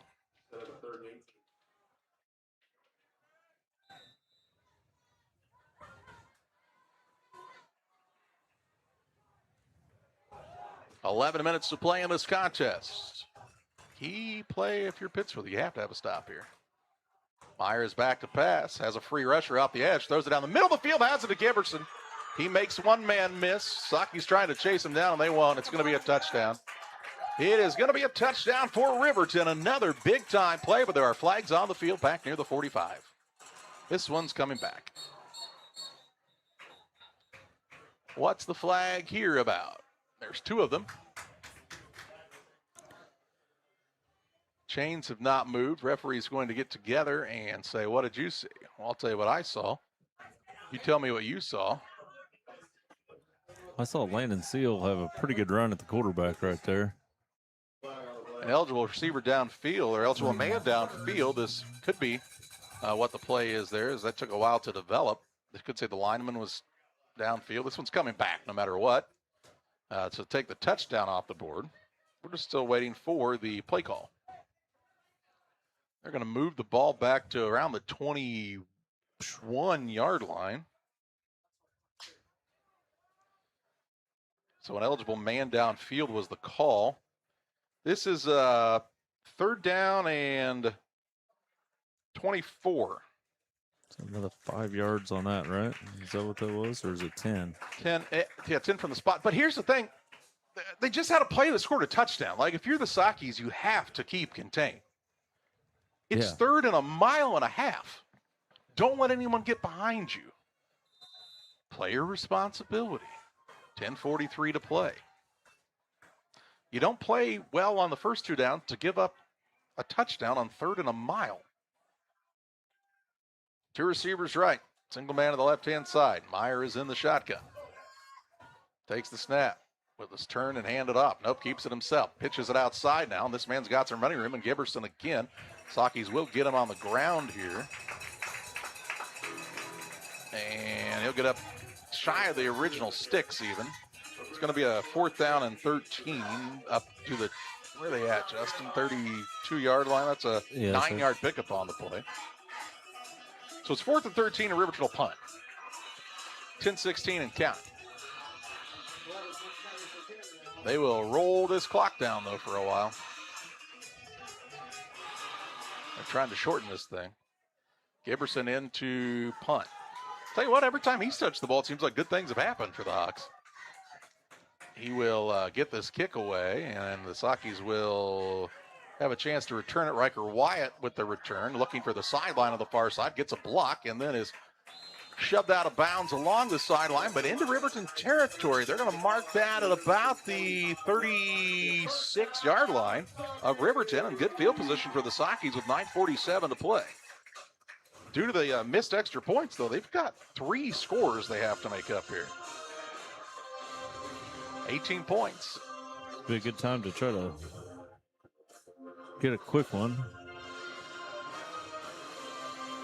1st and 10 from Riverton's 36-yard line after the nice return by Riker Wyatt. 2 receivers to the right-hand side, single man to the left. Looks like Merriman has checked into the backfield as Harris is split out wide right. Sockies bring a receiver on from the outside. That's Henderson on late. They have an uncovered man down here. Now Riverton shifts the defense around. Got to be close to the play clock. Back to passes Anderson. He's looking deep downfield, looking for Harris. Harris goes and gets it, and that's a Socky touchdown. You wanted a quick score? You got a quick score. And with 9:41 to play in the third, a 36-yard connection makes it 36-24. Well, a one-play drive is kind of what Pittsfield needed badly there. Harris has kind of glided to the opening once again. And gets the touchdown. His first touchdown reception of the night. Seal has a couple. It's his first catch of the night. He's been targeted 3 or 4 times. 2-point try coming up here. You'd like to have it if you're the Sockies. Any points are points. Merriman now in at the running back spot. Kind of offset to the left. He's actually going to line up as a receiver. Anderson in the shotgun. He's back to pass, looking to his right, looking on the outside for Harris. Off of his fingertips, incomplete. 9:41 to play in the contest. Sockies get the quick score they wanted, 36-24. Riverton on top. As live coverage presented by Central Illinois Sports, fueled by Logan Ag. At Logan Agri-Service, we understand your success starts from the ground up. That's why we've been your trusted partner in agriculture since 1962. From top quality seed and cover crops to fertilizer, crop protection chemicals, and petroleum products, we have you covered. At Logan Ag, we take pride in providing you quality products at competitive prices with service that exceeds expectations. Call us today at 1-800-LOGAN-AG or visit loganag.com. Hi, Max Klum here at Westtown Ford Lincoln in Jacksonville. And if you're looking for a luxury car, come see me because we got rolls and rolls of Lincolns and luxury cars. See you soon at Westtown Ford Lincoln in Jacksonville. 9:41 to play. Ridgeline Sales Group scoreboard tells us it's a 36-24 Riverton Hawk advantage. Pittsfield just gets the quick score. Now they're going to kick off. And would they consider an onside attempt here? Well, first of all, they're going to line up behind the 40.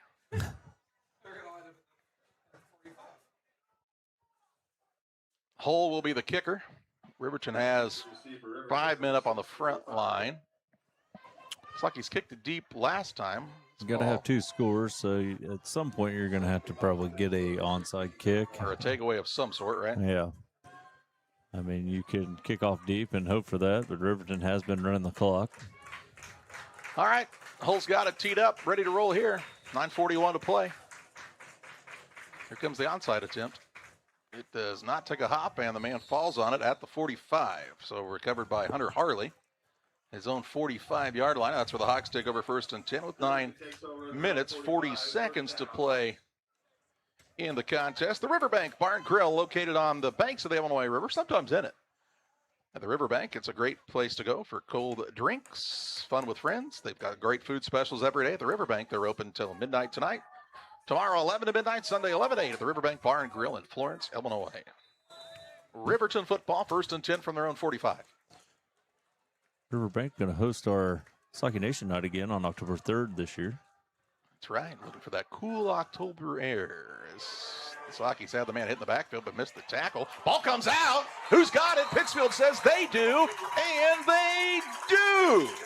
9:31 to play. Lott fumbles it. I think Throne, who missed the original tackle, actually came in and punched it out, and Pittsfield will take over 1st and 10 at the Riverton 45-yard line. Oh, the turntables. 9:31 to play. Let's see that again on the Northwestern Mutual Instant Replay. Thanks to Sheila Davidsmeyer and company for helping us out as our Instant Replay sponsor. Throne missed the tackle. It wasn't him. I gave him credit. I really couldn't tell actually who punched it free. It might have been Colby Frazier. Either way, it's a turnover that the Sockies needed. We have a 9:31 to play, still with 3 timeouts, down by 12. There is a glimmer of hope here. They can execute. Two receivers to the right, a single man to the left-hand side. Anderson's in the shotgun. He'll hand it off to Harris. Harris with running room up the middle. Makes a man miss, still on his feet. Has the first down. Another good run by Harris down to the 34-yard line. Give him a pickup of 11 on the play, and a Saki first and 10.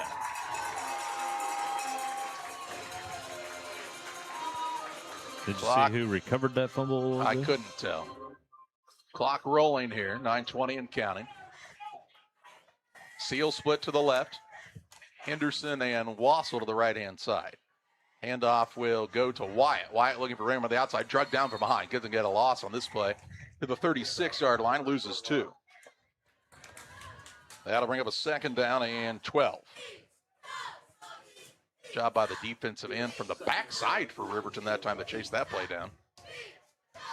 Second down, 12 yards to go. Clock rolling here with 8:49 to play in the ball game on the Ridgeline Sales Group scoreboard. Sockies do have all 3 timeouts. There's still a lot of time left in this game. Anderson back to pass. Staring to the right. Now he's got to do something with it. He gets drugged down from behind and on a horse collar. It actually somehow became a completed pass to Chase Henderson as Anderson just kind of flipped it up in the air. We've got a horse collar tackle as well. So a completed pass down to around the 32-yard line. And let's see how they want to play this one out. Be a 15-yard penalty. Yeah, you accept the penalty here. I mean, I don't know what happens on this type of play. It's a completed pass. We had a horse collar on the quarterback, personal foul horse collar, and it'll be a 15-yard penalty. Yeah, they're just going to mark it off here, and it'll be a 1st and 10 for the Sockies, I think, from that line of scrimmage where they were just at. I think. Did Henderson come back to that? See trouble yeah. and came back? That was he did. Good work by a sophomore. So where are they going to mark this off from is the question. Is it from the completion? They're calling it from the completion, so give them a 6-yard gain on the pass, Justin. And then they're going to get the 15-yard penalty down to the 15-yard line, it looks like here. 15-yard penalty from the end of the play. Nose resting right on the 15, and it's a 1st and 10 for the Sockies, 8:33 left. There's still a penalty flag back here on the field. You can't see it on your screen, but I can see it. Somebody might want that.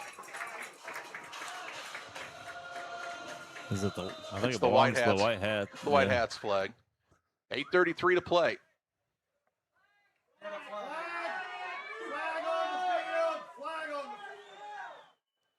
The referee will go and just say, go ahead. And he goes, play on.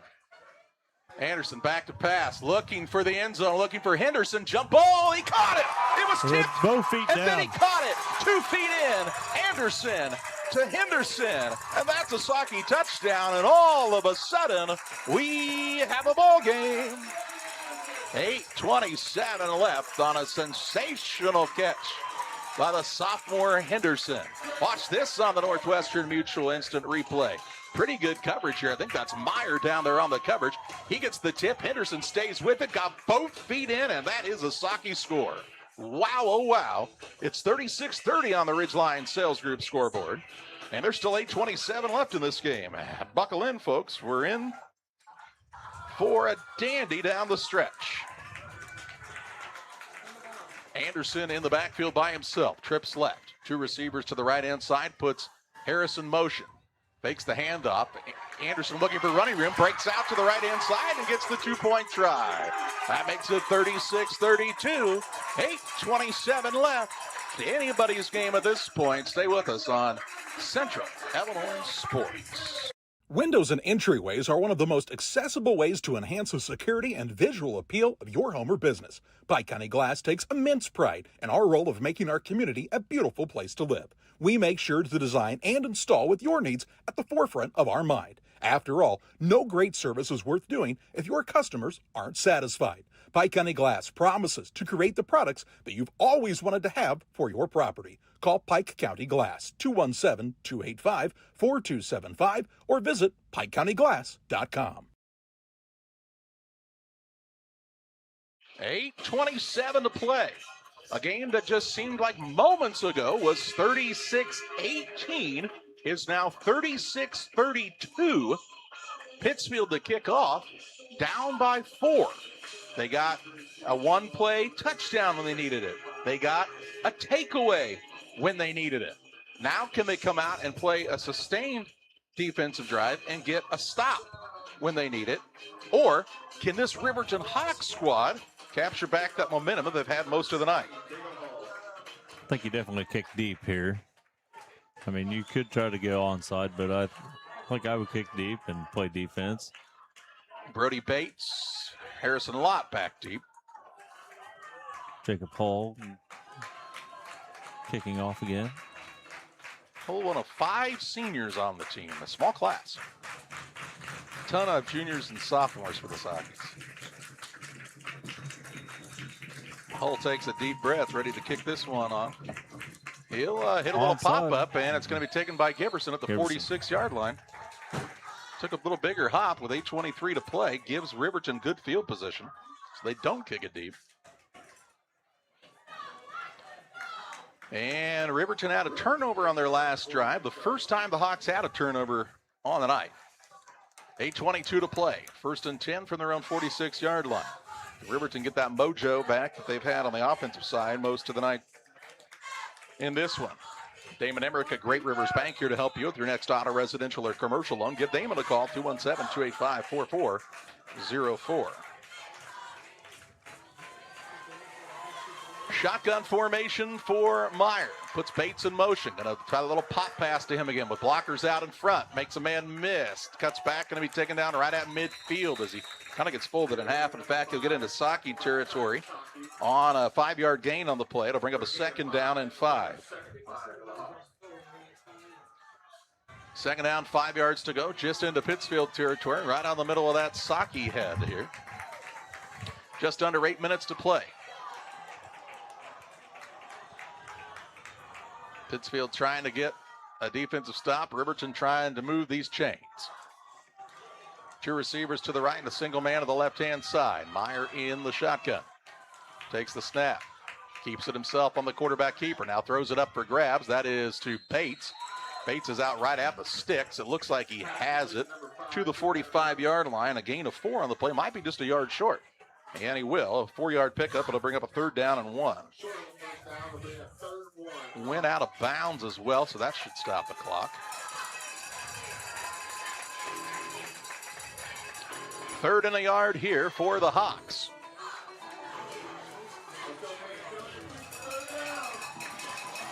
And Meyer's really good at throwing that ball on the run, isn't he? Yeah. And just kind of floats it up for the guy, gives him a chance at it. 3rd and a yard from the Pittsfield 45. Meyer in the shotgun takes the snap. Pitches it to Lott. It's bobbled, but it comes right back to Meyer. He goes for the 1st down just by about a yard. I don't think that's the way they drew that up. No, it wasn't. Nearly a fumble on the play, but he gets to the 44, needed a yard, got a yard, and that's a 1st and 10 for Riverton. A little hot potato in the backfield there. There's several members of the streak team still here. They're kind of intense right now in this game as it's gotten closer. 7:22 to play. They're watching attentively. 1st and 10. Hawks got the 1st down they were looking for. Meyer in the shotgun. Takes the snap. Hands it off to Lott. Lott looks for running room along the left-hand side. Gets drugged down. Taken down near the 43. A gain of a yard on the play. Brings up a 2nd down and 9. Like Throne was in on the stop for the Sockies. Defensive end on the right side right now is Lucas Frieden. He's another sophomore from this big sophomore class. Pittsfield likes their sophomore group. A lot of them having to learn on the fly here at the varsity level, though. So we had 6 of them start last week. We about the same number this week. I didn't. Yep. 2nd and 9, 6:45 and counting. Meyer rolling out to his left. Has some pressure, steps up, avoids the rush, has it completed to Giverson. Giverson is going to be wrestled out of bounds. Helmet comes off, and they'll say he's out at the 40. No, they're going to say incomplete pass now. They're going to say, was he out of bounds? No, they're marking. I think they're going to mark this ball at the 41. Yeah, I'm not. Yeah, it was caught. He's out of bounds at the 41. 2-yard gain on the play. Okay. 2-yard gain on the play. 3rd and 7. Management out of bounds, stops the clock with 6:30 3 left of this fourth quarter. That's a win on Giberson, stopping him for 2 yards. He and Seal were kind of chest to chest that time, and Seal able to wrestle him out. 3rd and 7. 4-down territory, looks like here. Hawks leading 36-32, trying to keep this drive rolling. 2 receivers to the right-hand side, a single man to the left. Meyer in the shotgun. Saki show the blitz off the edge. Fake the handoff, pitch it out to Giberson. That's a fumble. Off of his fingertips, that should be dead. Forward that pass. should be dead. Yeah. And it is a forward pass, incomplete pass. It'll bring up a 4th down. Incompletion brings up a 4th and 7. 6:25 left. This is a big play. The Tribe getting plenty loud on this side. Shaking the new bleachers here. Saki crowd trying to get excited for their players. Riverton has had a knack of converting on these big plays tonight and have done so in some big ways. Colton Piper not afraid to throw a little extra wrinkle in when it comes to, some cutting time. I have to use the other word later. Shotgun formation as Meyer puts a man in motion and Bates. He's back to pass, looking downfield, looking for Giberson. Has him open. He's got it, and he's got a first down to the 15-yard line. 26-yard catch by Giberson, and it's a 1st and 10 for the Hawks, and another play that they hadn't run yet tonight, but execute to perfection when they needed it. And, man, it seems like a lot of time when they need a big play, they've gone to Giberson. 157 yards receiving tonight on 6 targets. 5 catches. Clock rolling here with 6:18 to play. Well, it should be.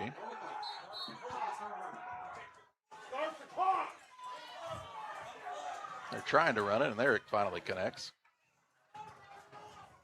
Riverton sideline not very happy about the clock not running.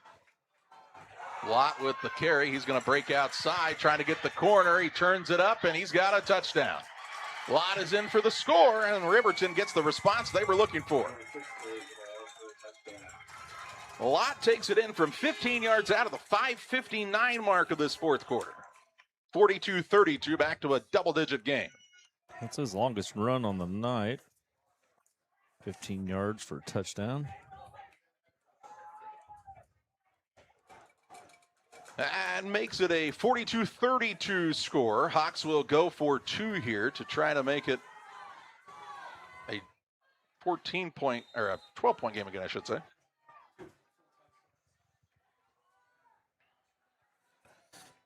Touchdown took a little wind out of the sails here. Yeah, it did. The stadium. Yeah, but really good job by Riverton, though, to stay poised after a couple of miscues. Meyer in the shotgun. Takes the snap. High snap. He nearly fell down. Now he's looking for some running room. He gets taken down. Frazier in on the stop on the 2-point try. But the Hawks get the score to go up by 10, 42-32. Riverton with the advantage. 5:59 to play in this one on Central Illinois Sports. Petty Construction and owner Joe Petty, specializing in commercial and residential roofing systems. They design, build new homes and additions and renovations to your home. Interior and exterior renovations are their specialty.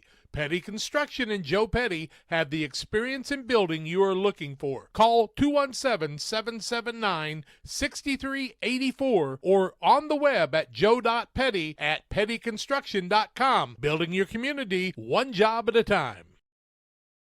Best Systems Auto Sales, located at 802 West Washington Street in Pittsfield, between Best Systems Car Wash and O'Reilly Auto Parts, is the place to go for your next pre-owned vehicle purchase. Check out our current offerings on our lot or on Facebook. Are you looking for something we don't have? Let us know and we'll find it for you. Purchase a vehicle from Best Systems by the end of September and get a free ticket to Saukey Nation Night. Best Systems Auto Sales. Call 217-939-7664. 5:59 to play. Lott with a 15-yard touchdown run. Makes it a 10-point lead for the Hawks. That's a big play. And they've made some big plays when they had to have this Riverton Hawks team. Ridgeline Sales Group scoreboard. 10-point game. Still 5:59 to play. Pittsfield still has all 3 timeouts, so still a lot of time left in this game, but it just got a little harder if you're going to try to attempt that comeback.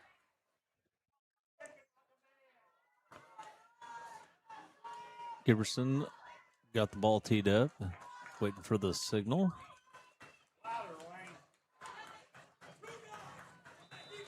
There he gets it. He's yet to kick it yet very far, and he'll try to onside kick. Riverton's going to get this one. It's a scramble for it. Looked like Riverton has it. It bounced off one of the front men. It's a scramble for it to the bottom of the pile here. Looks like the Hawks have it. They signaled that way already. Well, they're still unpiling here. Sure looked like Riverton got it back, and they hit it. Yeah, there he is. Number 34 comes up with the ball. That is Marcus Scott. He's a sophomore, 5'7", 155 pounds, and that hit the guy right in the pads and bounced off of him. So Riverton recovers the onside kick, and with 5:59 to play, that could be close to the final nail. They'll take over at their own 48-yard line. Sockies are short a cornerback right now. 22 will come now on. McCoy comes back into the game. Hull is out on the bench with some sort of an injury. They're looking at him.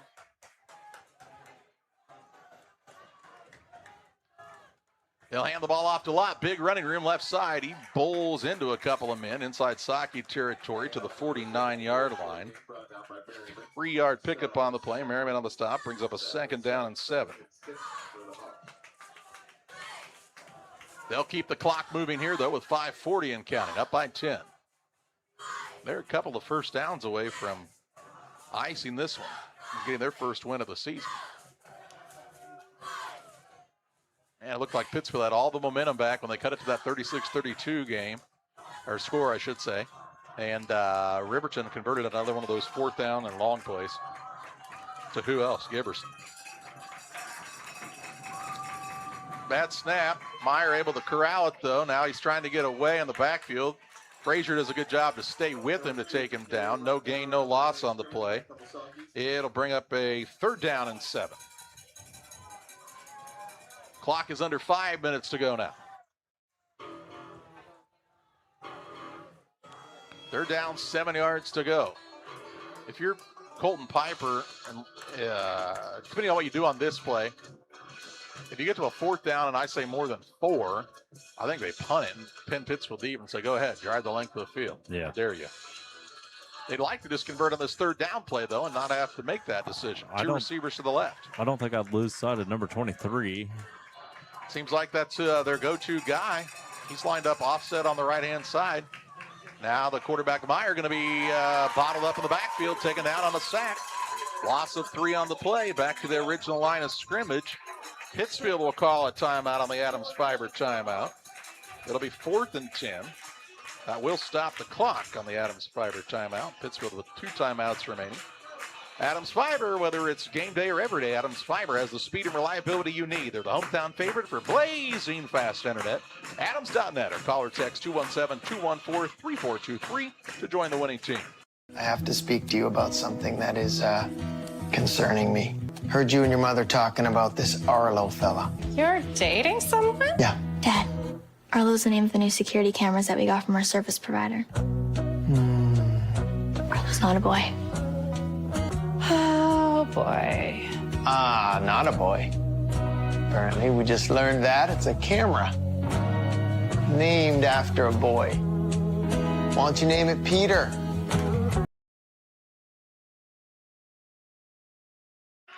.412 to play. It is a 4th and 10 for Riverton. They recovered the onside attempt. The drive didn't go anywhere, but it took time off the clock.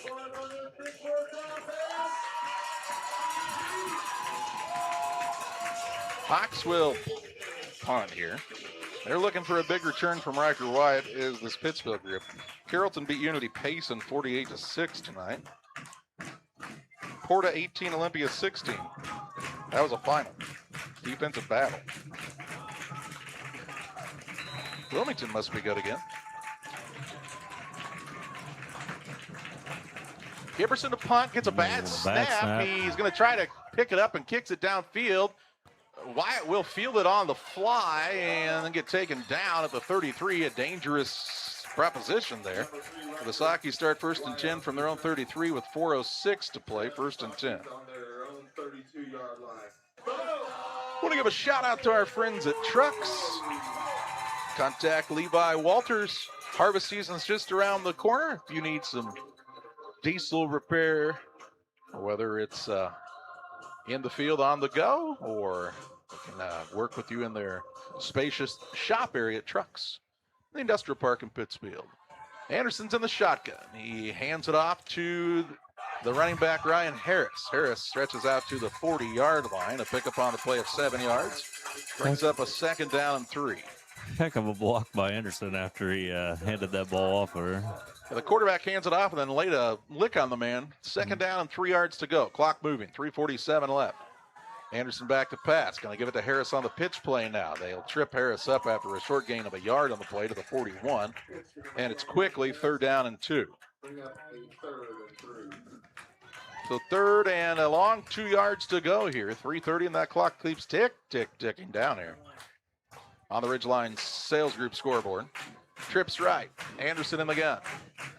He is going to try to run it himself this time. Has the first down. He's stopped. They need to blow the whistle. Then they throw him down with a 4-yard gain and a 1st and 10. And it's 1st and 10.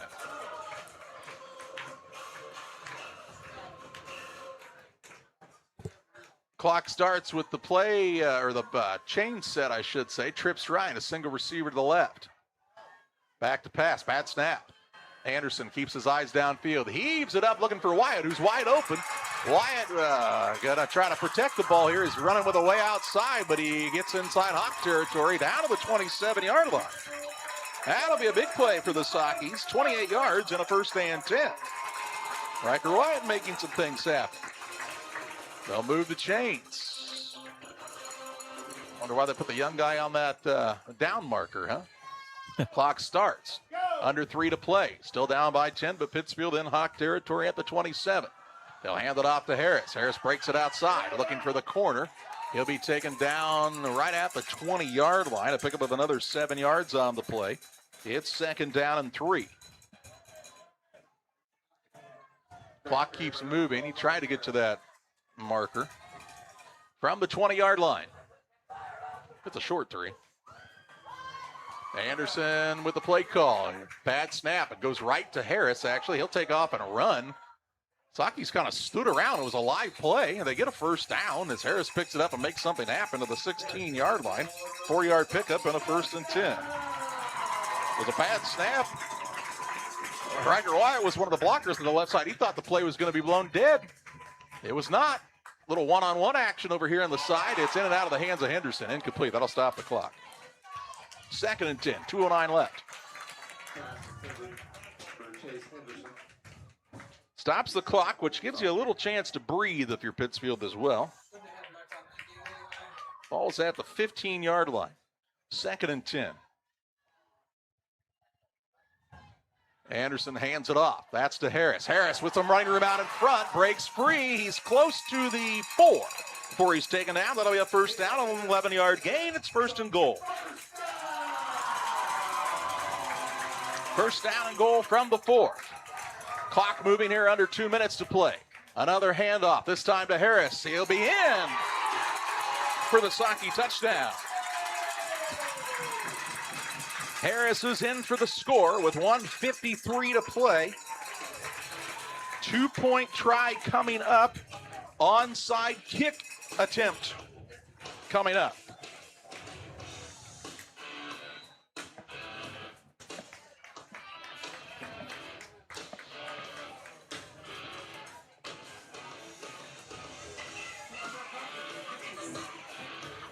Drive for the Pittsfield Sockies has started at their own 33-yard line at the 4:06 mark. They score at the 1:53 mark on a run by Ryan Harris.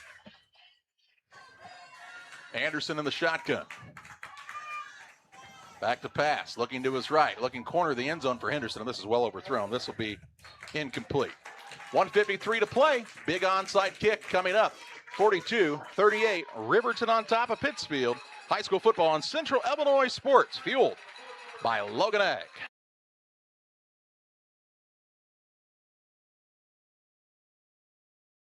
Hi, Jay Arnold here with Donahue's Barbershops and Family Hair Centers.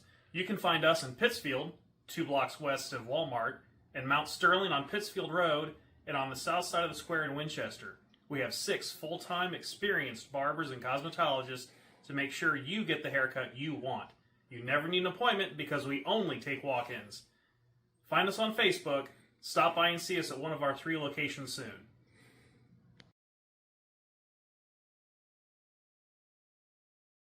.153 to play, 42-38 the advantage for Riverton.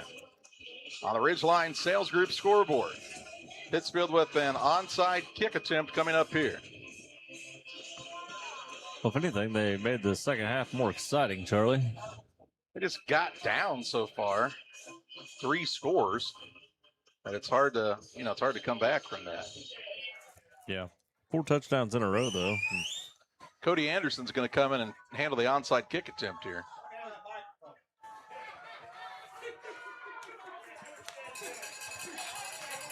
We have mutiny happening here? Yeah, I think so. 1:53 to play. Anderson on to try the onside attempt. Riverton's got everybody up near the ball here. Riverton's recovered an onside attempt. It bounced off the numbers of the man. If you can hit him on a flying target, that's, one way to do it. 2 timeouts left for Pittsfield. And 2 timeouts left for Riverton. Anderson's got his hand in the air. Waiting for the whistle from the official. He will hit a hopper here, and it's recovered. Nice job by that young man again. Number 35. That's Carter Easton. He's a freshman. Wow, what guts by that kid. The 5'9", 150-pound freshman with the good hands, and recovers it for the Hawks at the 50-yard line with 1:53 to play. It's not over just yet, but a first down would just about do it. Hawks with 2 timeouts. Saukeys with 2 timeouts.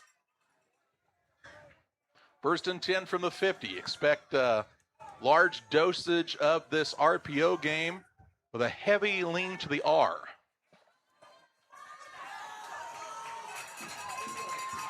Saukeys have 2 timeouts to stop the ball. They probably will use them on defense, I would think. Yeah, I would say so. Or the game would be over by the time they got to offense. 2 receivers to the left. Lott in the backfield along with the quarterback, Meyer. Meyer puts Bates in motion. Pop pass to him. Good blocking out in front, but he doesn't get much on the play. A yard gain to the 49. That'll stop the clock. On the Adams Fiber timeout with 1:46 to play. 1 yard gain, 2nd down and 9. Our friends at Adams Fiber bring you the timeouts on Central Illinois Sports because they're the official timeout sponsors on CIS. Adams Fiber, well, folks, let me tell you how this works. Whether you're working from home, gaming from home, or watching Central Illinois Sports on a 42-38 contest with 1:46 to play, if you got Adams Fiber, it's not buffering. It won't happen because they've got the speed and reliability you need. Adams.net or call or text 217-214-3423 to join the winning team with Adams Fiber. Pittsfield's down to 1 timeout left. They don't have the ball either there. Who's our graphics guy? Let's fire this. Come on, Truck. Get it together. Well, the Camp Point Central and Greenfield Northwestern game came down to the last play. Could we see something like that here? For Pittsfield, they're going to need a takeaway, a turnover of some sort, or a big-time special teams play. Basically, you can't give up a first down. Yeah, I got a ton of sophomores on the field right now. Like 8 of them. In the shotgun is Meyer. Little option to this side. Meyer keeps it himself, has some running room out in front, and gets turned back in. Taken down near the 44-yard line. That's a pickup of 5 on the plate. Stops the clock. It'll bring up a 3rd down and 4. Saukeys will use their final timeout. That means a first down will end it. So in a must-stop situation on the Adams Fiber timeout for this Pittsfield Saukey outfit. Saukeys will be home again next week against Athens.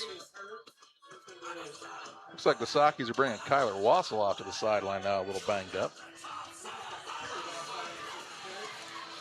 Taylor Kaufman's just going to carry him to the bench himself. I don't know what happened to him, but he's in a little bit of discomfort. They'll get the training staff to look at him. 1:39 to play. If you're Pittsfield, I'm just bringing the house here, man. You know what I'm saying? Oh, yeah. See if you can't create so much havoc that you get a turnover. Yeah. You got to think Riverton's not thinking pass here, so you got to just bring everybody. Two receivers right. The danger is they run that RPO so well that it's always an option. Absolutely. Look at him. Meyer in the shotgun with Lott standing to his left. 3rd and 4. Hands it off to Lott. Lott cuts back. You know, to the outside. He's going to have the first down. He smartly stays in bounds. Nope, he went out of bounds. They pulled him out. Said they drug him out to the 32-yard line. That's a 12-yard gain on the play. And that'll be a 1st and 10 now. If you're Pittsfield, your only hope to get the ball back is a turnover. You got to think they're going to go into victory formation here. You can kneel on it. How many yards? Clock's not running here, though. 12 yards on the game. I think they got to run time. Yeah, minute 33. They're in victory formation. They've done the math better than we have. Hawks will kneel this one out. And the Saki comeback attempt is going to come up just a little bit short here tonight.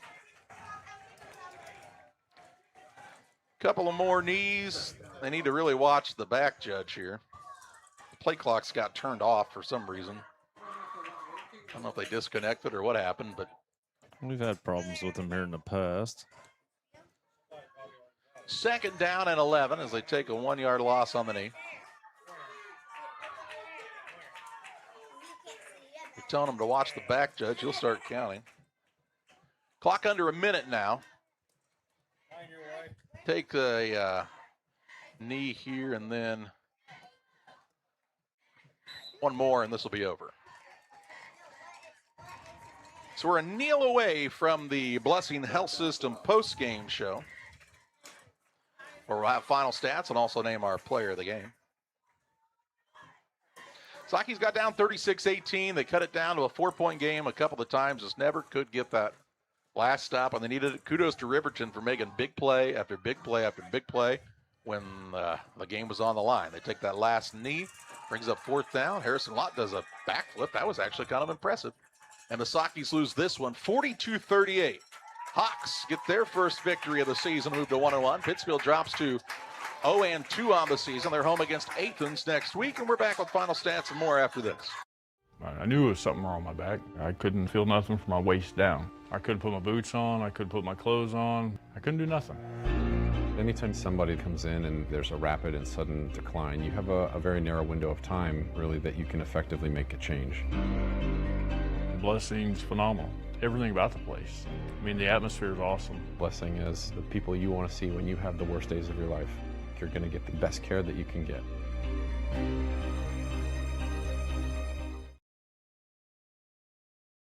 Best Systems Auto Sales, located at 802 West Washington Street in Pittsfield, between Best Systems Car Wash and O'Reilly Auto Parts, is the place to go for your next pre-owned vehicle purchase. Check out our current offerings on our lot or on Facebook. Are you looking for something we don't have? Let us know and we'll find it for you. Purchase a vehicle from Best Systems by the end of September and get a free ticket to Sauk Nation Night. Best Systems Auto Sales. Call 217-939-7664. At Logan Agri-Service, we understand your success starts from the ground up. That's why we've been your trusted partner in agriculture since 1962. From top quality seed and cover crops to fertilizer, crop protection chemicals, and petroleum products, we have you covered. At Logan Ag, we take pride in providing you quality products at competitive prices with service that exceeds expectations. Call us today at 1-800-LOGAN-AG or visit loganag.com. Hi, I'm Nikki Nichols with Ridgeline Sales Group. My late husband, Chris, built Ridgeline with community and service at its core. We pair local knowledge and personal service with exceptional marketing to sell homes, commercial property, and land. We are here to serve our neighbors, support local organizations, and help communities in West Central Illinois thrive. Ridgeline Sales Group, rooted in community, marketing with excellence. Press Yours on You in Camp Point is the place to go for custom screen printing, embroidery, laser engraving, and banners. We can help your business and organization or team stand out. School spirit? We've got it. Stop in and shop our 1,400 square foot retail store, stocked with ready-to-wear spirit wear, and don't forget to check out our refreshed kids section. Thank you for supporting local. Press Yours on You, Highway 24 in Camp Point. At Geared Up, we specialize in offering a diverse range of apparel, spirit wear for your favorite team, caps, custom embroidery items, and a whole lot more. We offer top-notch quality products and unique designs, all with a customer-centric approach. Your satisfaction is our top priority. Whether you're planning for a big event, needing apparel to support your favorite team, or want to showcase your business with a variety of products, Geared Up is here to make it happen. You'll find us just off the square in Pittsfield at WeGearYouUp.com or by calling 217-407-4515. Welcome back to the post-game show presented by Blessing Health System. At Blessing Health, they aim to connect with and improve the health of their communities, combining the latest technology with a personal touch. Blessing provides high-quality care close to home. Every program, service, certification, or technology upgrade is specifically to benefit you, the people they serve. Learn more at blessinghealth.org. Well, it was an exciting game down the stretch, but the Riverton Hawks did what they needed to do in crunch time to win this one. They moved to 1-1 on the season with a 42-38 win over the Pittsfield Sockies. Sockies are 0-2. They'll be home against Athens here next weekend. Justin Poor's got to look at your final stats. Riverton Hawks had 18 first downs on the night. Rushing, 100 yards rushing for the game, 60 yards in the second half, 44 carries. Leading rusher was Harrison Lott, who had 52 yards on 19 carries. Through the air, Tyler Meyer was the only thrower. He had 251 yards on 14 receptions on 19 attempts.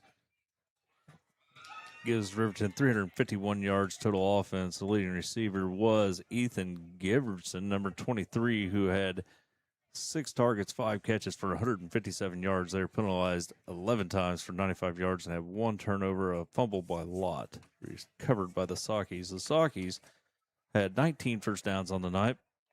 On the ground, they ran the ball 29 times for 145 yards. The leading rushers, Cody Anderson, 9 carries for 45 yards, and Ryan Harris, 16 carries for 79 yards. Through the air, Harris had 1 attempt and did not complete his pass. Anderson had 23 attempts, completing 11 of those, and for 186 yards through the air. Sockies had 331 yards total offense. Leading receivers, Landon Seal had 2 touchdowns and 63 yards on 4 targets and 2 catches. Chase Henderson had 3 targets and 2 catches for 21 yards. Riker Wyatt had a catch for 28 yards.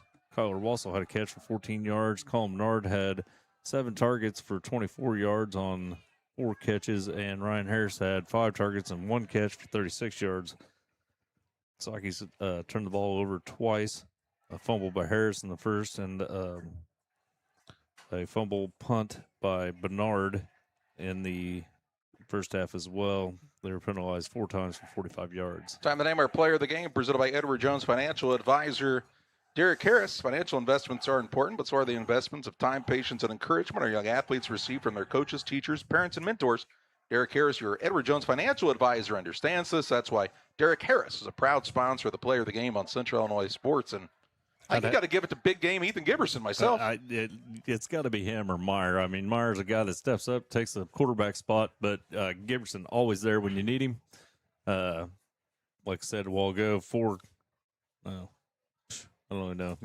catches for 157 yards. That's a big game. 4 of them on 3rd or 4th and long. Oh, yeah. I mean, he was the man on a mission when it came to crunch time, and he's our player of the game. That's going to do it from Glen C. Smith Field. For John Hull and Justin Poor, I'm Charlie Hill, thanking you for joining us tonight on Central Illinois Sports, fueled by Logan Ag.